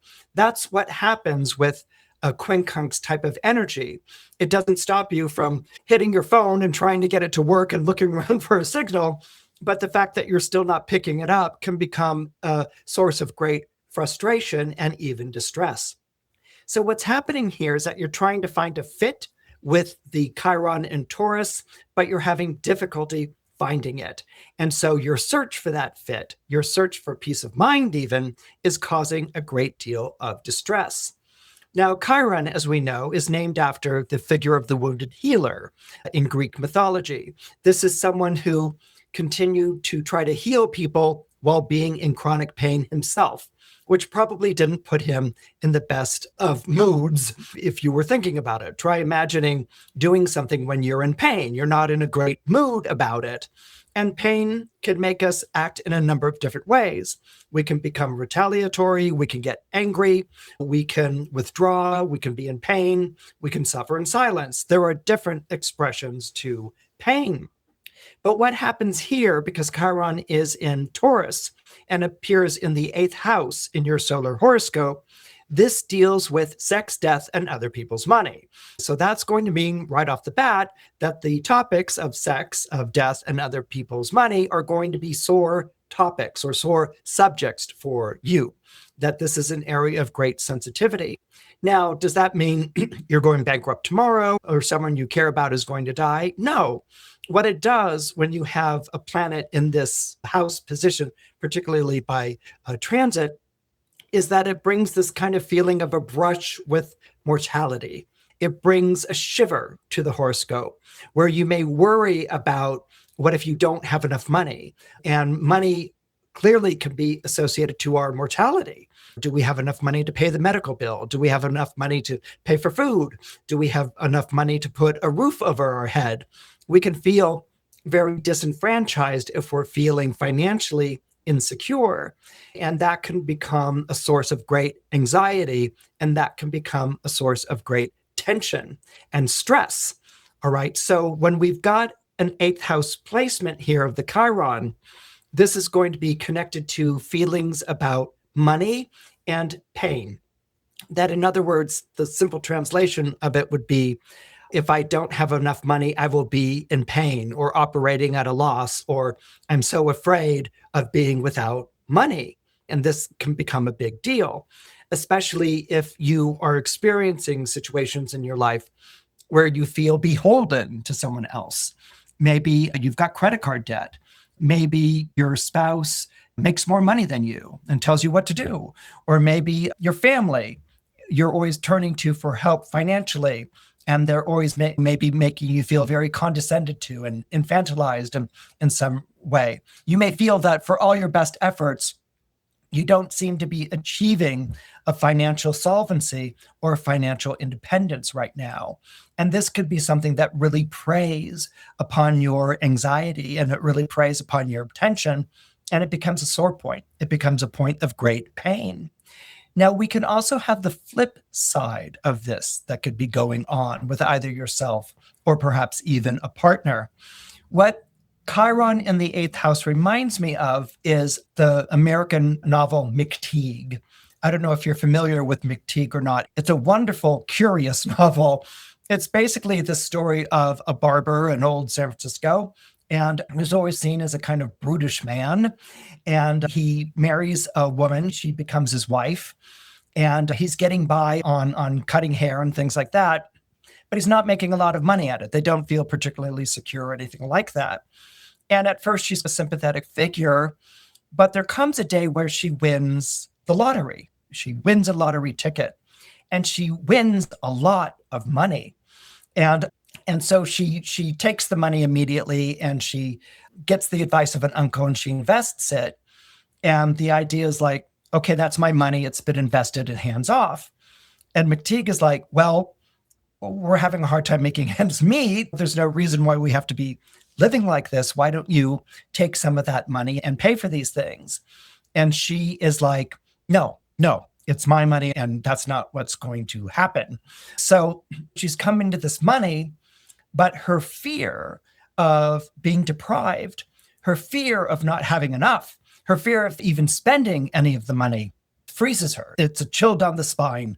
And so she can't even call upon it like an interest or anything like that, can't even live off the interest. It cannot be touched. And it goes on where she takes the money out and she keeps it in a chest. And in the film that was made of it, she actually opens the chest and throws the money on the bed and rolls around in it. I mean, like, it gets a little over the top. I mean, that was back in the 1920s. It's a silent film.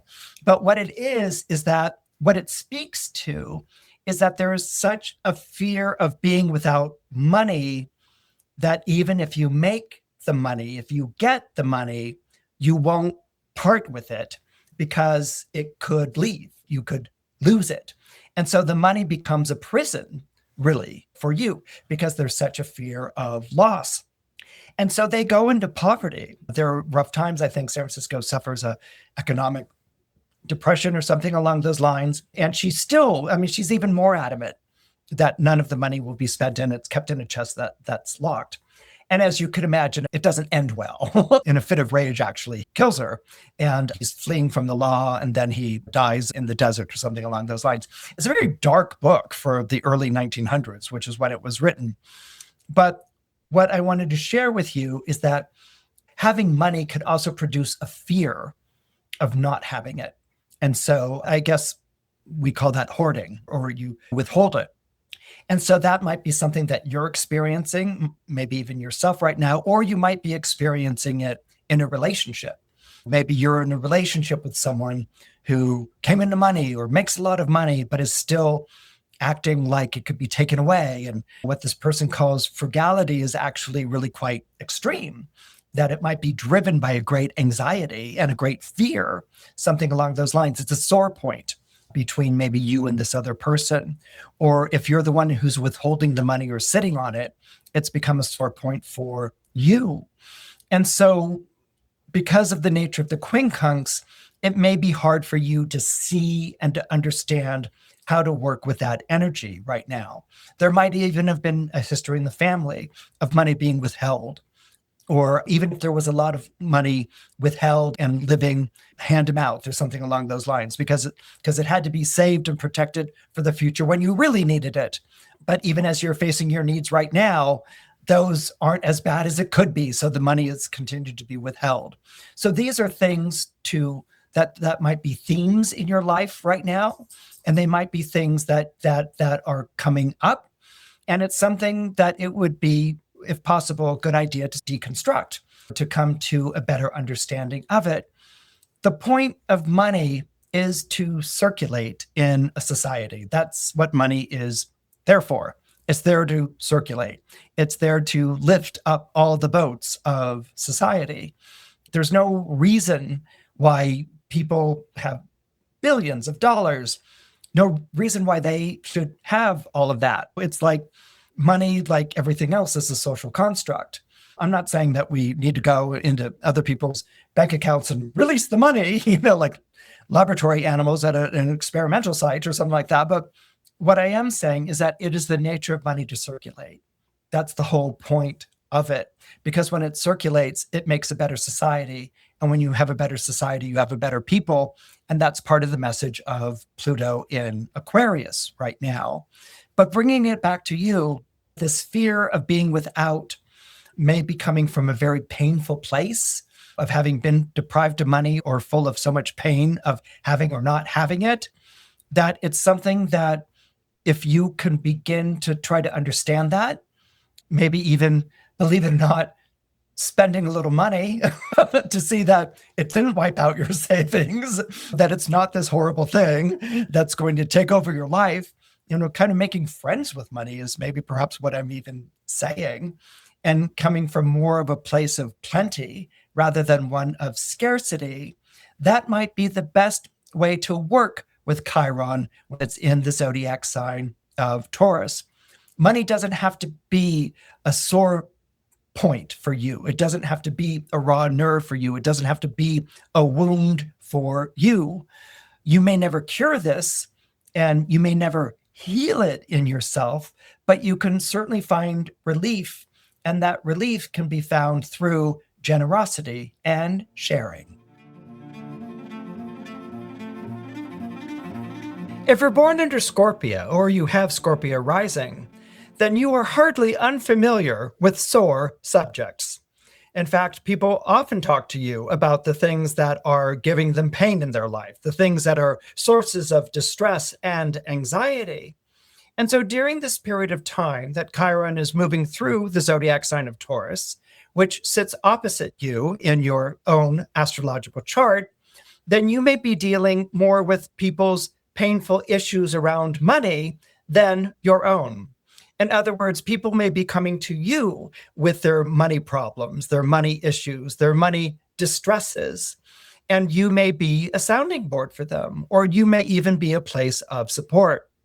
Where this gets a little bit more painful for you is that Chiron in Taurus could be dealing with your own relationships. That could be a love relationship or a professional relationship or a creative collaboration.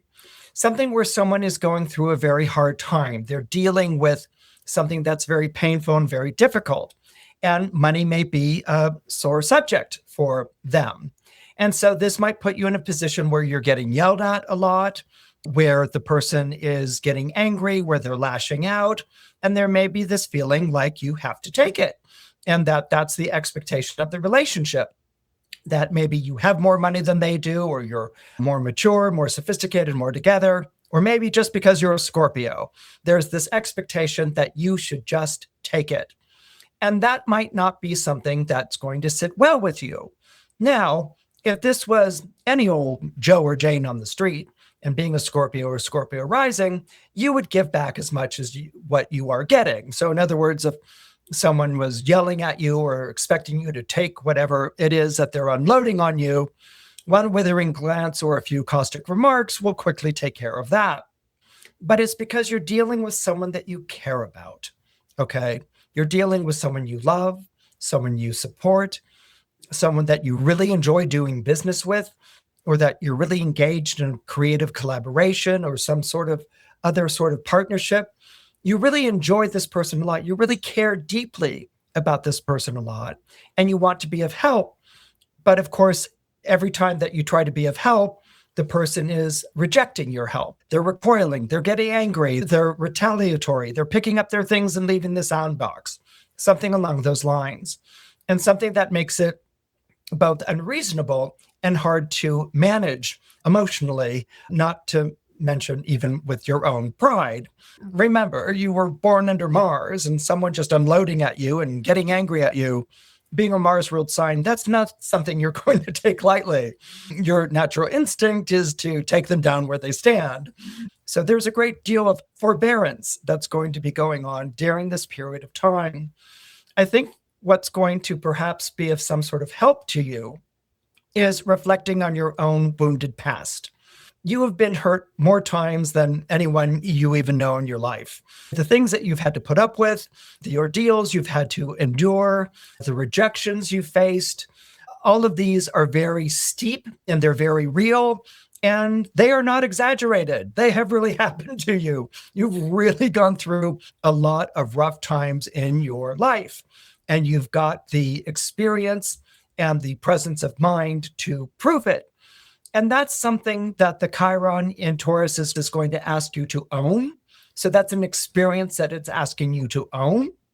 And that's also a place that it's asking you to come from. I think the phrase nowadays for it is grace, the idea of giving grace to a situation. Someone close to you is very much in pain when it deals with finances. And when it's dealing with finances, we're not just talking about credit cards and accounting of expenses. What we're talking about is a real fear or pain around Am I going to be able to take care of myself? Am I a plus to you, or am I going to be a burden to you? Or I'm really afraid. I'm really in a lot of pain here. And it's going to be less about you giving advice or sitting down and helping them out. I mean, in a reasonable moment, you can obviously sit down and go over accounts and help them out. But there's a deeper pain that's going on right now. They might feel abandoned in their life, or they might feel overly dependent on you in some way. And that as a Scorpio might hurt you too. As a Scorpio or Scorpio rising, you want to be there for a beloved. You want to be there for a best friend. You want to be there for someone that you work with in a way that no one else can be there for them. You're the person that they trust the most. You're the person that they rely on the most. And you never fail. You never balk. You never let down. That's a Scorpio thing, and it never happens, all right? So the fact that you can't be there for the person, the fact that the person is maybe even getting angry at you or acting in a way that some people might regard as abusive, you still have the love. You still have the care for that person. You want to see them through this dark night that they're going through. And so I think in a way, and I opened this broadcast talking about, Chiron talks about a wound in yourself you can never heal, but you can heal in others.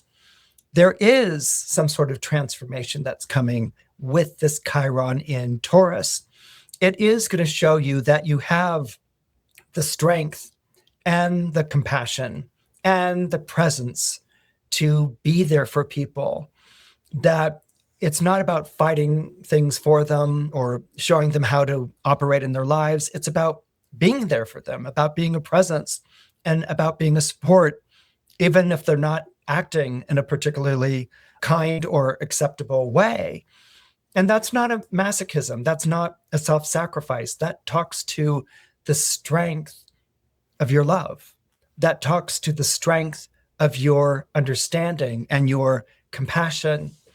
Oftentimes in our society, we're very quick, especially when we talk about the topic of wound, of being wounded. We're very quick to bring out the scorecard and to tally up how we've been wounded, and to even justify our actions by saying this is coming from a place of trauma and wounding. And in a lot of ways, it is coming from that. But does that mean it gets to just stay there? And for some people, it does stay there. They're locked down and imprisoned in that place. But for people born under Scorpio or Scorpio rising, you understand what, if you allow yourself to be locked down in that place, what it would rob you of. There was a great phrase that I saw in a film the other day. Oh, yeah. It was a great phrase. It's from Count of Monte Cristo. I don't know if you're watching that. That is such a Scorpio story, but it was a great moment. The Count of Monte Cristo is about this guy who's been falsely accused. He's been set up to go to prison because of just a really unfortunate string of circumstances. And he was sent there by his enemies. And he's about to give up everything. He's kept in the dungeon on this island in prison. And he finds another prisoner. They tunnel and find one another. It's a friar. And this friar gives him hope again to live. And also the friar gives him information as to get this treasure that the friar knows about. Friar dies, and this fellow goes and finds the treasure on an island called Monte Cristo. And so he becomes fired up by revenge and by making the people who stole the 15 years of his life suffer. And that's what he's fired up by. And there's a moment where he goes and he seeks the advice of a priest. He makes a confession to a priest, and the priest asks him, how long has it been since his last confession? He says 15 years. And he's like, help me, Father, because all I want to do is exact vengeance on the people who did this to me, who sent me to prison, who robbed me of my love and robbed me of 15 years of my life. And the priest says, well, you need to forgive them. And he's like, that's impossible. I can't possibly forgive them, which is something that Scorpios know pretty well. But what the priest says back to him is, you need to forgive them, because if you don't forgive them, you will never love again. And that that stayed with me. And that's what this is about. This isn't about forgiving. There's some element of it if someone is being harsh or difficult with you because they're in a place of pain. But it's also about forgiveness as an understanding, and about forgiveness as a compassion, and strength being in understanding, strength being in compassion, of lending, not lending, of extending the feelings forward, even if the hand is being slapped down over and over again. Being there for someone, because by doing that, by forgiving in that way, you can and will love again. And not only is it about your own loving again, but you become a beacon, a lighthouse to the people in your life who are suffering through this Chiron in Taurus. And it's not about the answer, it's a lighthouse. You're showing them that they're coming up against perilous shores, and to watch it and to find their way in the night. And this is an extraordinary gift that Scorpios can give to people, because you've been there, you've done that, you know what those experiences are. But it's more than having experienced it. It's also the compassion and the love and the support that comes from that, something that you can give freely and generously to the people in your life now. If you're born under Sagittarius, or you have Sagittarius rising, Chiron in Taurus is going to be a bit of a challenge for you. Now, it's not going to be a challenge because it's testing you, or it's punishing you, or being difficult in any sort of way. It's not a square or an opposition or anything along those lines. It's going to be a challenge for you because it's going to be hard for you to really understand what Chiron in Taurus is trying to communicate to you. It's going to be hard for you to identify where the pain is coming from. Okay, and that's because Chiron in Taurus forms a natural quincunx to Sagittarius, your own zodiac sign. You don't really get one another. Taurus doesn't trine you, it doesn't square you, it doesn't conjunct you, it doesn't sextile you, and it doesn't oppose you. It just doesn't fit with you. I mean, that doesn't mean that you don't get along with people born in Taurus or Taurus rising. You probably do, and you probably know many of them. But there's something about that energy, maybe when it comes to values or the way that you see things, that doesn't really mesh or come together. All right. There's just something that you don't really understand or bridge with one another. And that doesn't have to be a person. It's just the energy itself. Actually, lots of relationships and associations with Sagittarius and Taurus, because they're ruled by benefics. Sagittarius is Jupiter, Taurus is ruled by Venus, and there's a benefic quality that shows up between the two of them. But what can happen here when we have Chiron appearing in Taurus in your solar horoscope is that it's dropping between the cracks. It's inhabiting a part of the solar horoscope that you don't really get. You don't really understand. You don't love it, but you don't hate it. You don't get it, but that doesn't mean you're going to stop trying to understand it or to stop trying to get it. You're actually actively trying to get it and feeling foiled at any point.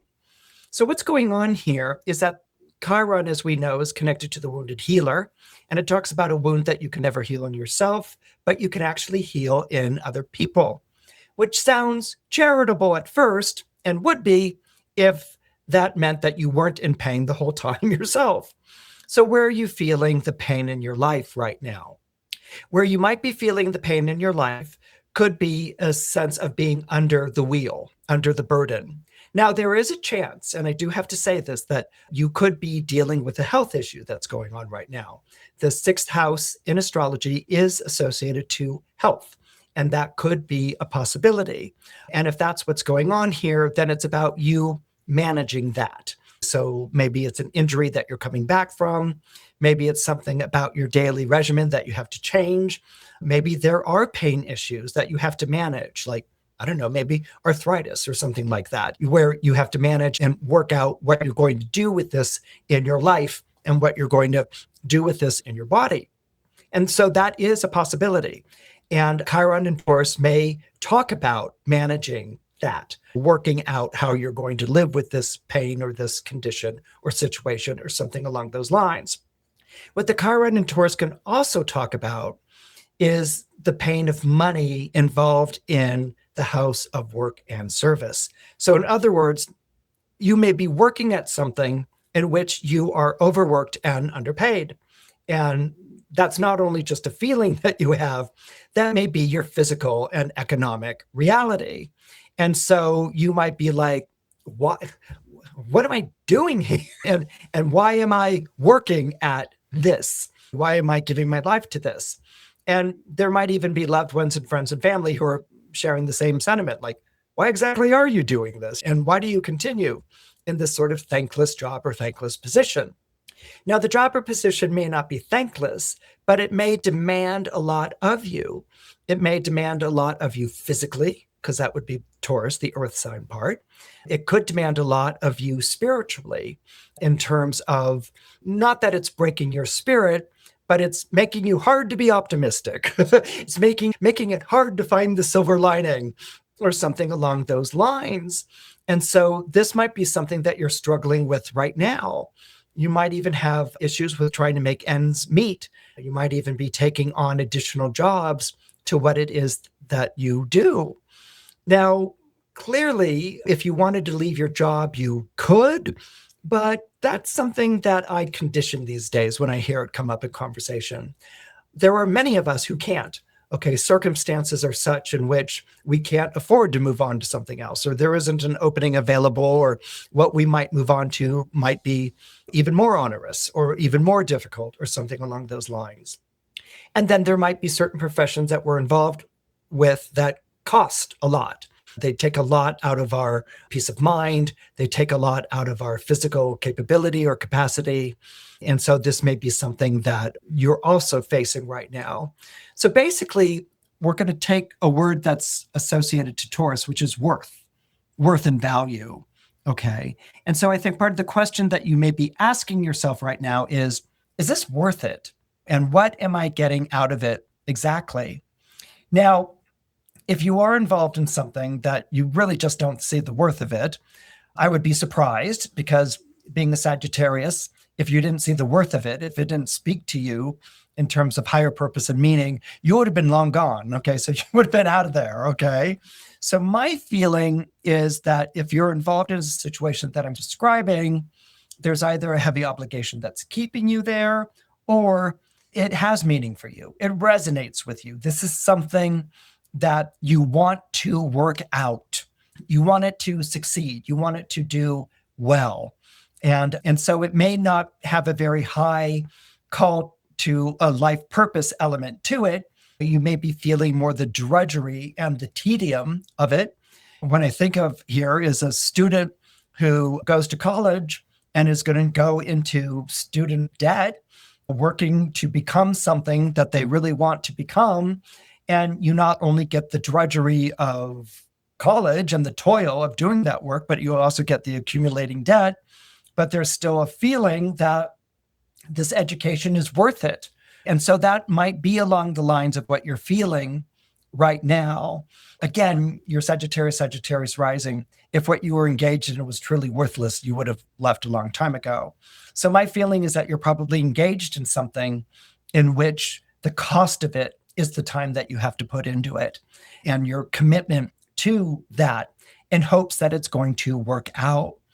It's probably going to work out, okay? But not in a Sagittarian way. A Sagittarian way would be like, it works out because here's the moral of the story. Or I went through all these crummy things, but I learned a life lesson. Or it was a great adventure. Or the experience has really taught me a lot of things. Sagittarians go for the air-fire element, which is, what's the meaning of all of this? Where is it all going? And this is why this happened. When we have Chiron at a spot like this is more the pain of the tedium, and this is more the pain of the drudgery. It's what they used to call back in the day paying your dues. And a lot of people would be like, okay, there's paying your dues and there's paying your dues, but paying your dues, which is basically making the sacrifices that you need to make to understand the trade, the job, to get ahead in the business, that things aren't going to be handed to you on a silver platter. It's not going to come easily.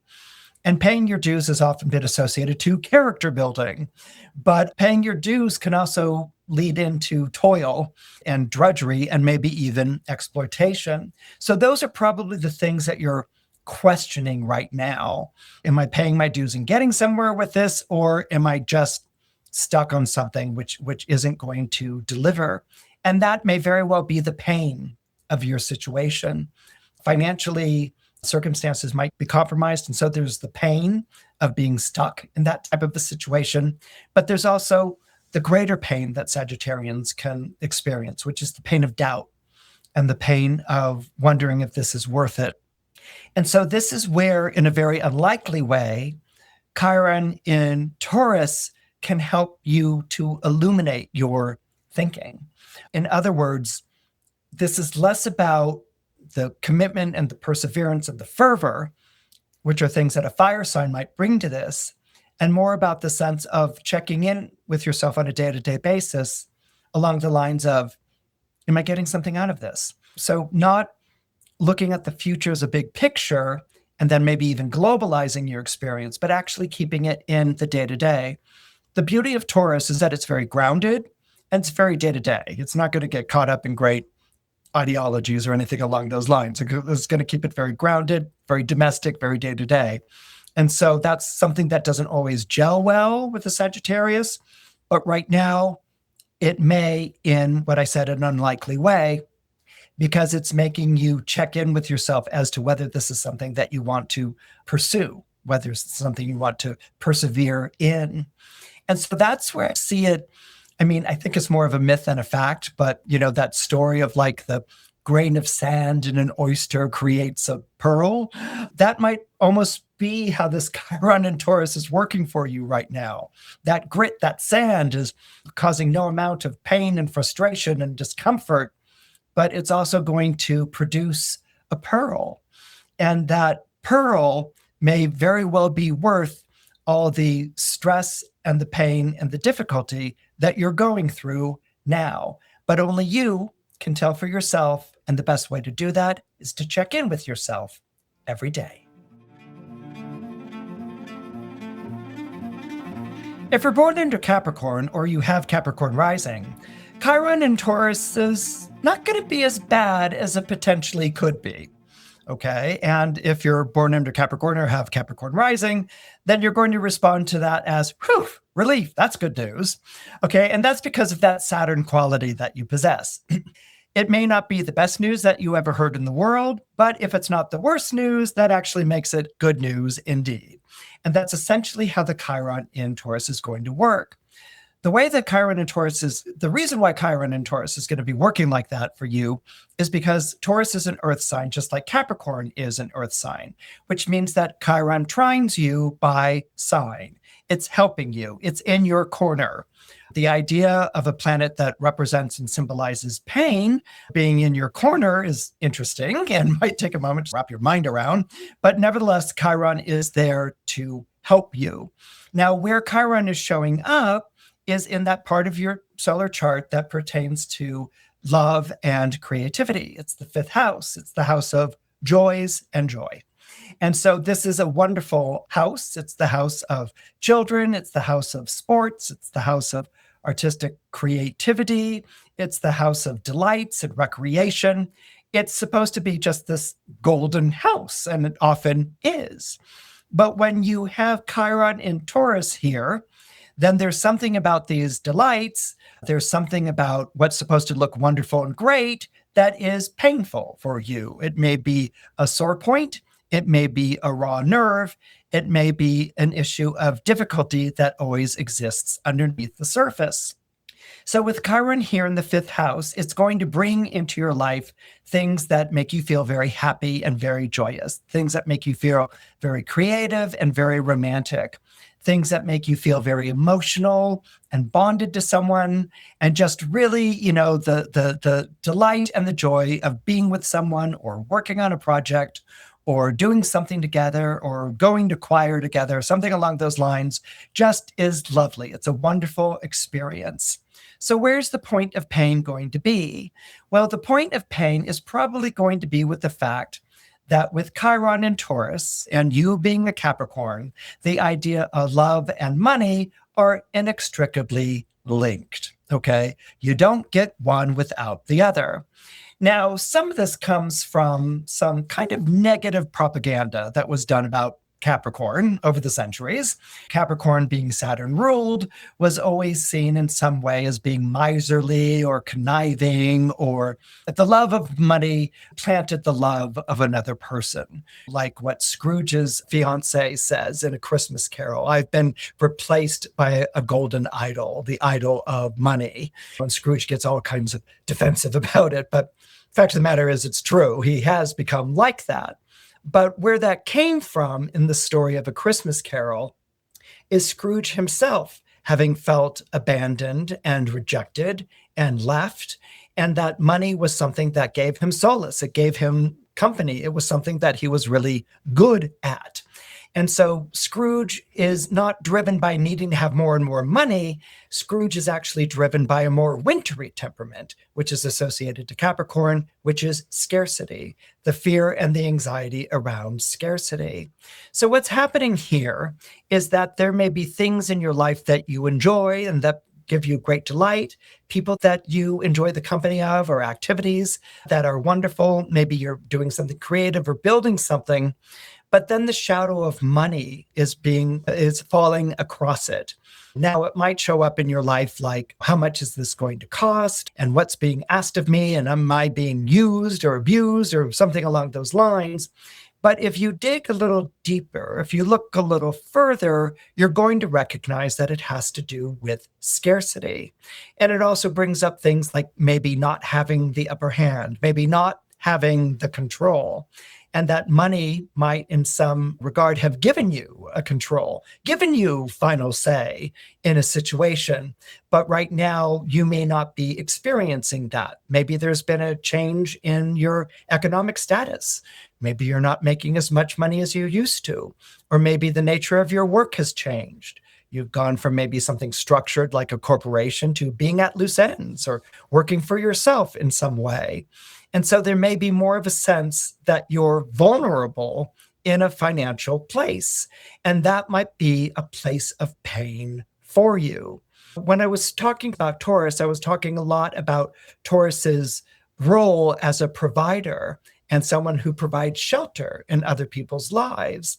When I'm speaking to you as a Capricorn, you have a more paternal way of dealing with people. You're always the parent, and you're probably almost always dad in some regard, that you're the one taking responsibility. You're there for someone when they're in emotional distress, and you have a tendency to be more parental in the way that you approach things. So when you feel like someone is causing you pain or harm in this way, and it might not even be that they're causing you pain or harm, when you feel in some way that you're dependent on someone else, that someone might have an upper hand over you, either financially or in terms of being in your life, then this might be something that makes you very guarded. This might be something that puts you into full defense Capricorn mode by making you retreat or retire, or cutting this person off for a period of time, or something along those lines. Capricorns don't lock horns. They leave and go to another path that takes them higher over the person. And the fantasy is always like, well, I'll climb over this person to get to the top. Things that Capricorn tell themselves, but they never actually do. Because Capricorn is a zodiac sign that has a very strong sense of conscience and guilt and responsibility to people. And dare I say, love to people. Capricorns treasure the people in their lives very deeply. And when a Capricorn has done something wrong, they do a lot of soul searching. They do a lot of asking questions of what did I do wrong and how could I make this better? So this may be a period of time in which finances, as I said, have cast a shadow over this. There might be financial disagreement. There might be issues in business where it's getting too personal. There might be issues in your personal life where it's getting too business-like. That there isn't a proper balance of these different things, and that it's causing a lot of pain in you, and that it's causing a lot of pain in your heart. And it may be also bringing up those Mars and Saturn energies that can be connected to Chiron. Mars, anger; Saturn, just withholding in some way. Saturn will always be connected to fear. And so the whole idea is to not show it by acting in the opposite. So you may have a host of different things that are going on right now. But as I said before, this is about a trine. So this isn't about these anxieties running away with you. These aren't about these insecurities overwhelming you. What it's about is getting to know them in a human way. And dare I say, a humble way. Capricorns have a tendency to get, whenever they feel rejection, Capricorns can tell rejection coming a million miles away, just like a Scorpio can. These are two zodiac signs that completely have rejection on the radar and like go into mode when they sense it coming. Capricorns have a tendency to get more icy or more pontificating or something along those lines when they're feeling a vulnerability or a weakness or perhaps an impending rejection or something along those lines. And what Chiron is asking you to do by trying is to stay in that pain, to stay in that fear, to stay in that anxiety, and to take a breath, to relax. You may feel like you have to react, but take a breath, go out for a walk. What Chiron does here by trying is that it works as a kind of salve, S-A-L-V-E, a kind of ointment that brings down the heat, that brings relief. So there's pain, and I've talked about a wound that you can't heal in yourself, but you can heal in other people. But other people can actually serve as some kind of healing or solace to you. You might not be able to heal it in yourself, but other people may have the capacity to help you to live with it in a more healthy way. And this is what I mean by the humility. Lower the deflector shields. Look at areas in which you feel like maybe love and money have gotten wrapped up in one another. And if you remember the story of King Minos, that did not end well. So where love and money have gotten wrapped up in one another, and to separate it. And remember that at the end of the day, we're talking about the fifth house. And the fifth house is the house that Venus, named after the Roman goddess of love and beauty, rejoices. So what we're ultimately talking about is love, and love over money. So this is something that as a Capricorn might make you a little bit nervous or even cynical, like that's so gushy and sentimental. But at the end of the day, Capricorns have huge hearts. They have a great deal of love, but they're always balancing that in terms of the scarcity of the world, the fear that the world is a scarce place and that you have to hold on to the things that you have and that you have to parcel it out just right, and that at any moment something can take all of this away from you. Capricorns can live with a lot of fear, and Capricorns are used to living with a lot of fear. What the Chiron is doing here is that it's showing you that the fear itself is making the pain worse, and that if you open your heart, the pain will become less so. Something that they often talk about in myths and fairy tales. And the reason why they talk about them in myths and fairy tales is that because they make excellent life advice.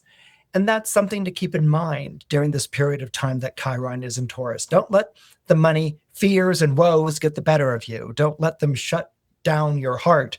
You want to keep open your heart, because that's where the love is, and that's where the joy is, and that's where ultimately some of the healing can come from.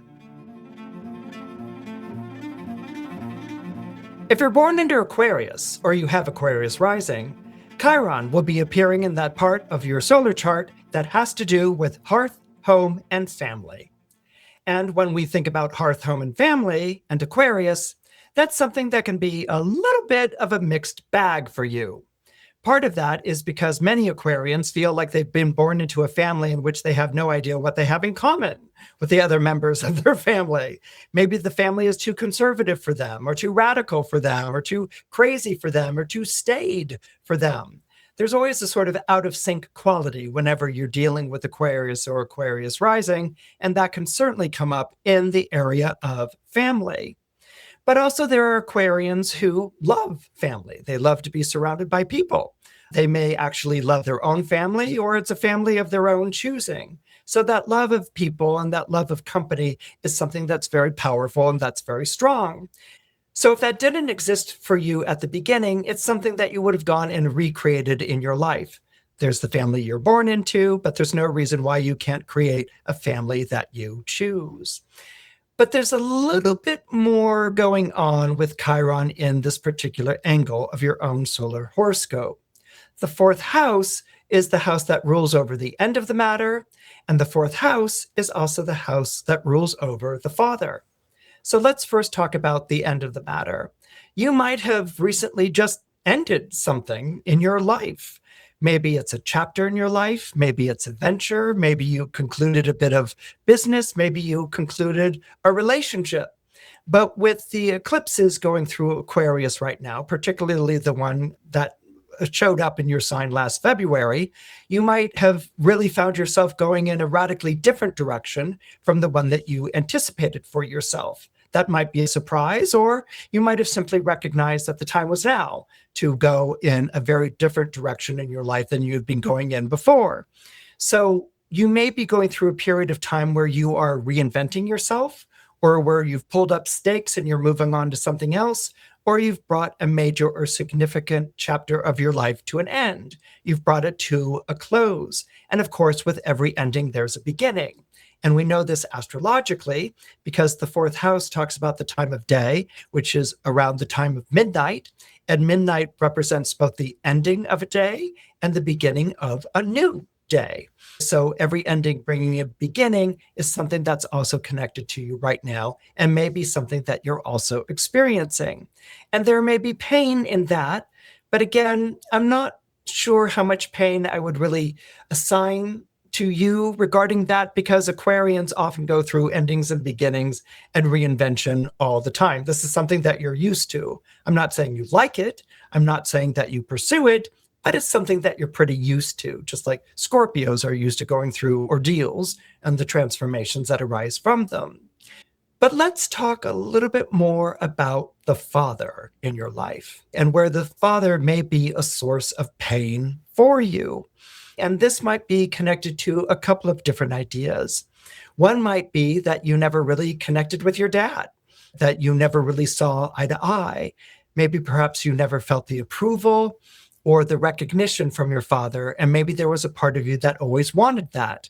Yes, Aquarius and Aquarius risings, for all of their reputation of rebellion and being the maverick, still crave approval from an authority. It's something that's very powerfully ingrained in your astrological sign.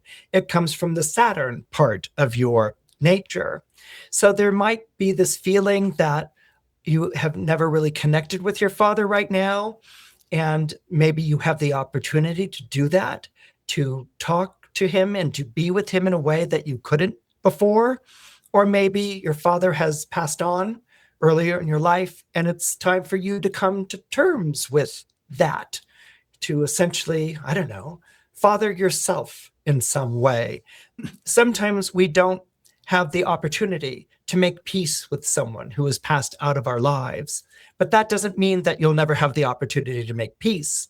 What it means is that you have to make peace with that in yourself. You have to play both voices in the dialogue to find a way of understanding where the other person was coming from and making peace with that. And that might be something that's really important to you right now.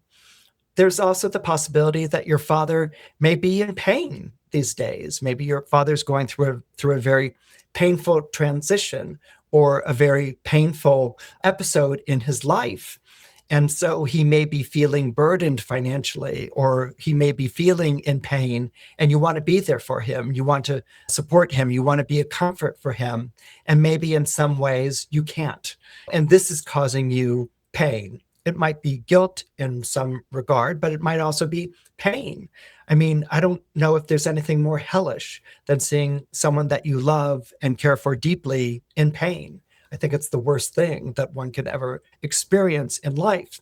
And maybe that's something that's going on, or maybe there's another loved one who's going through something like that right now, in which case it's important for you to be there, but not have the answers. You may not have the answers. To be there in a caring way, a supportive way, maybe simply a companion or company type of way, accompanying this person as they're going through it.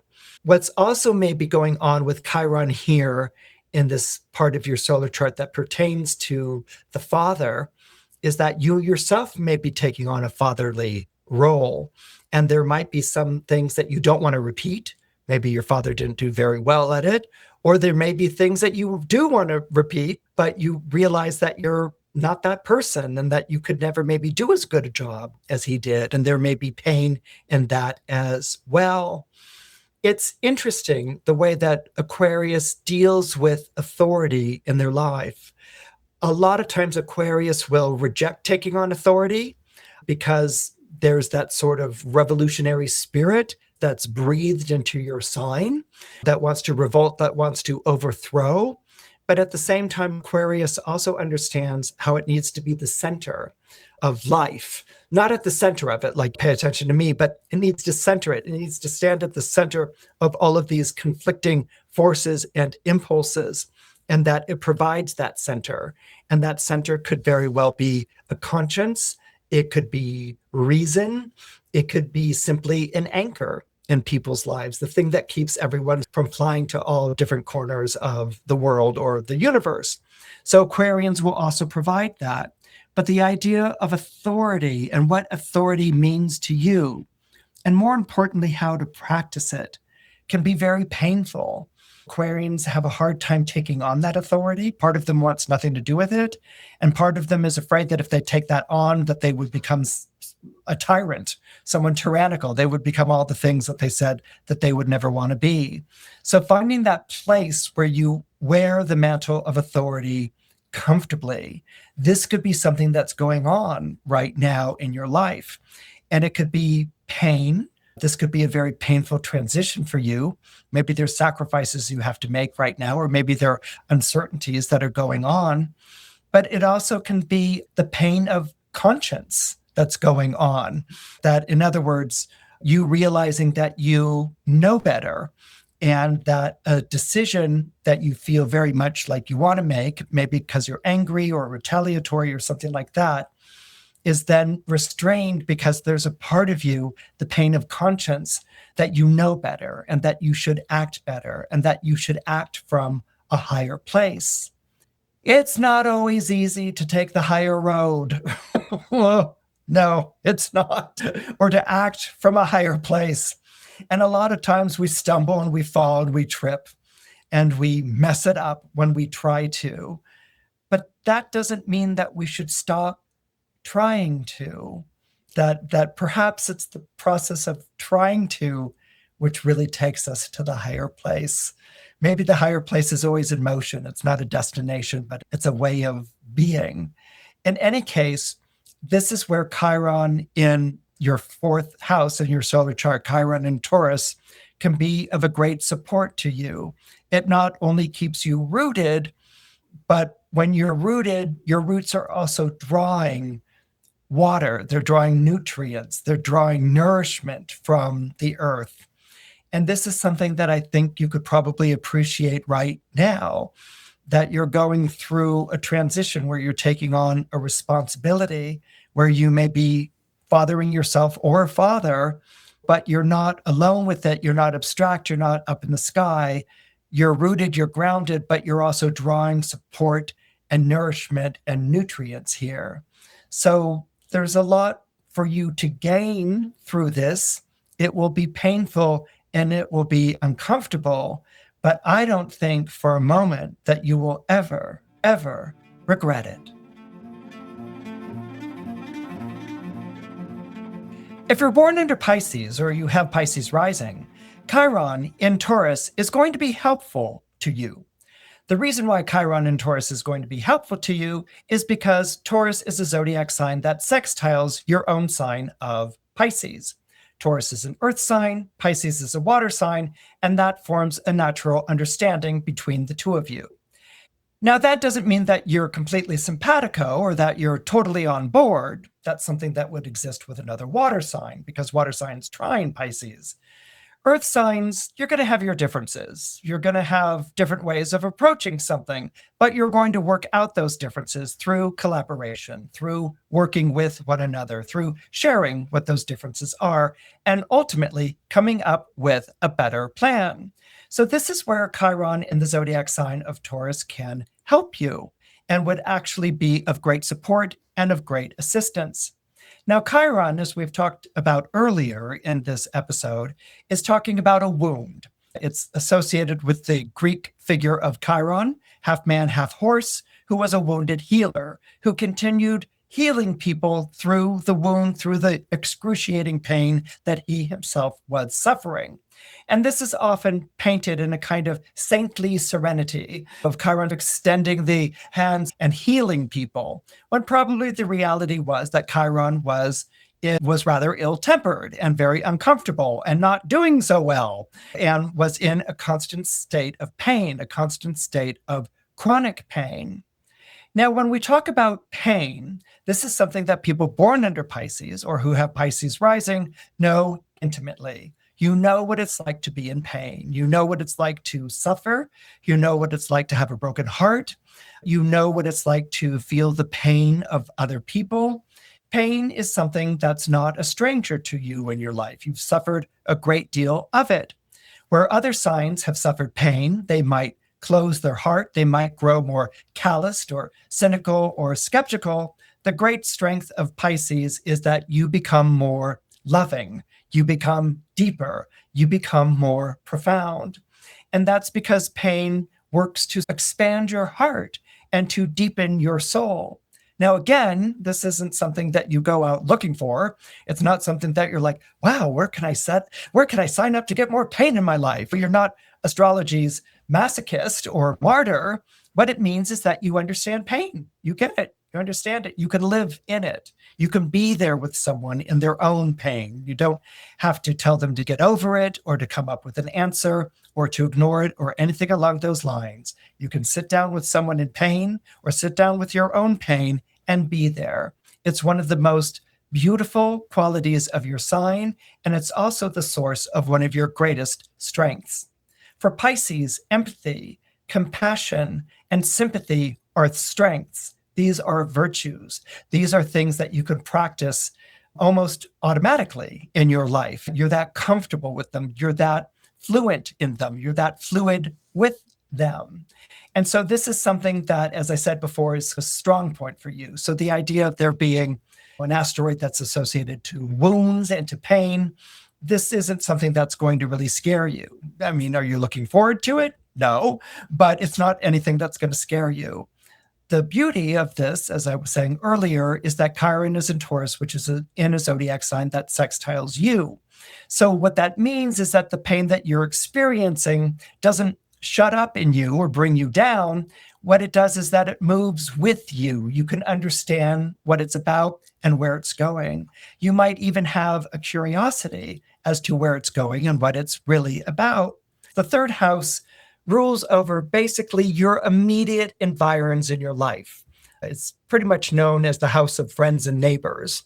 And you might or might not be acquainted with that television show right now called Your Friends and Neighbors, which is the idea of someone who was once very well-to-do and living in a well-to-do neighborhood, hits on hard times and starts burglaring his friends and neighbors. Okay, now I'm not saying that that's what you're going to be doing or anything along those lines, but what there might be going on in your life right now is this feeling of keeping up with the Joneses, that you are surrounded by people who are doing well, and there may be this pain of feeling like you're not doing as well as them. Now, that could be based on financial stresses or difficulty, but my feeling is it may have more to do with what you're feeling spiritually or psychically right now. You may be feeling to some degree that you're surrounded by people who don't really get you, that you're surrounded by people who are maybe more involved in their more materialistic concerns or something along those lines. And you're even perhaps wondering, what am I doing here? And why am I surrounded by these people? So there might be a bit of a sort of out of sync quality that's happening right now. Pisces has a very complex relationship to money. Okay, Taurus sextiles you, which means that actually you do have an aptitude and a talent for money, believe it or not. You're a water sign and water sextiles Earth. But Pisces can have a very problematic or difficult relationship to money. It might come from a feeling like money is too materialistic, or money corrupts, or I don't know, you just can't save money to save your life type of thing. But money is an important thing in life. It's not only the way that we live. We need money to put a roof over our head and a bed to sleep in and food on the table and things like that. But more than that, it's how we live in the world. And money links us to other people's lives. We pay for things, so we pay someone for a service, or we are paid by someone that we are in service or in employ to. So this is how money actually brings people together, despite the way that people say there's a heavily moneyed class and people without money and things like that. Is that a bad thing? Of course, that's a bad thing, and not to mention an impractical thing as well. But the nature of money is to circulate. It's like the blood circulating through the bloodstream in a body, the blood circulating through the bloodstream in the economy that sustains society. And so this is something that's going to be very important to you. But sometimes Pisces can struggle with money in terms of accounting it or recording it or following it or something along those lines. And that's just basically about go and get someone to be a good accountant and try to live by a budget. That's all that really requires. But I think on a deeper level, there can be a feeling that Pisces can have that they don't really get money or they don't understand money. And there may be even this feeling that money is going to take away their dreams. It's going to take away their inner reality. And what this comes from is a decades-long social bias about dreamers or people who fantasize. Dreamers or people who fantasize were always seen as inadequate, as dependents, as people who weren't dealing with the real world. And so dreamers or artists or poets were always treated really with a condescending air, like your reality doesn't matter, go out and get a real job.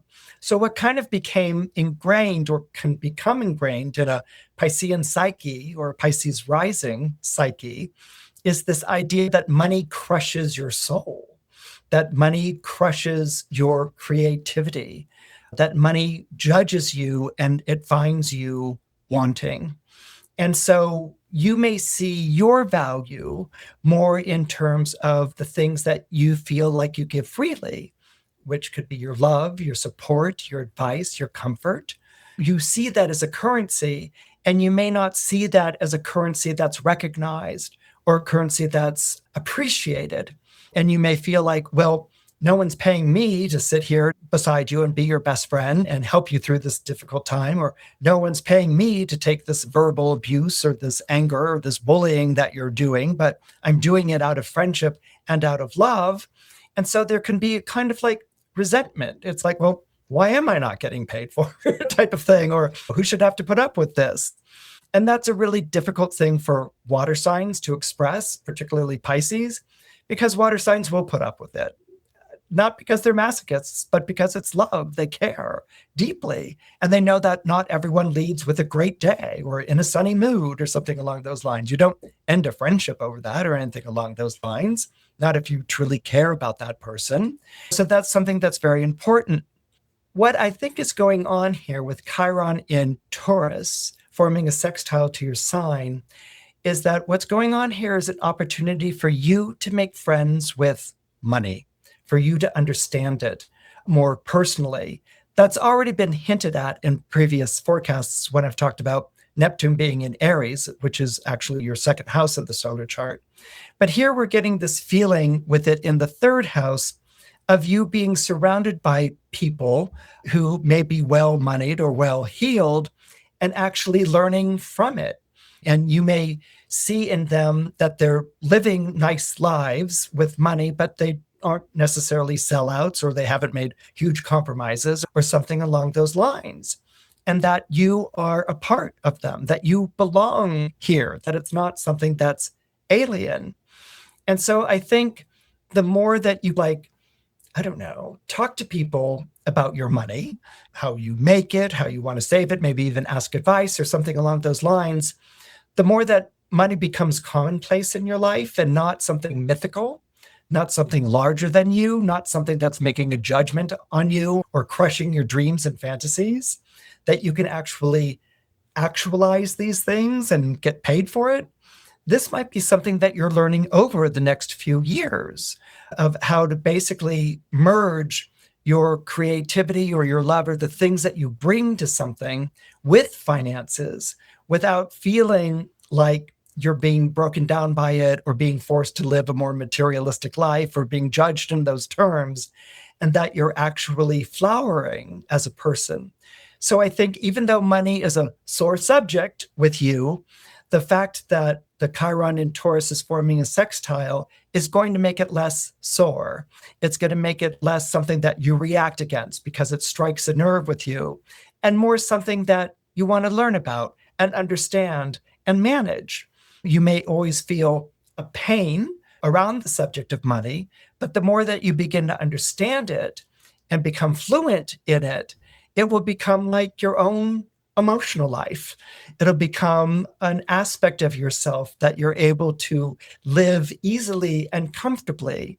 And this is where pain can actually lead you to a fuller and deeper understanding of yourself, less in a prohibitive or hurtful way, and more in a constructive and an enlightening one. If you enjoyed what you saw, please press the like button. It helps more than you know. If you could subscribe, that would be wonderful. I've had such a wonderful time visiting with you this week, and I can't wait to get together next time on Christopher Renstrom Astrology.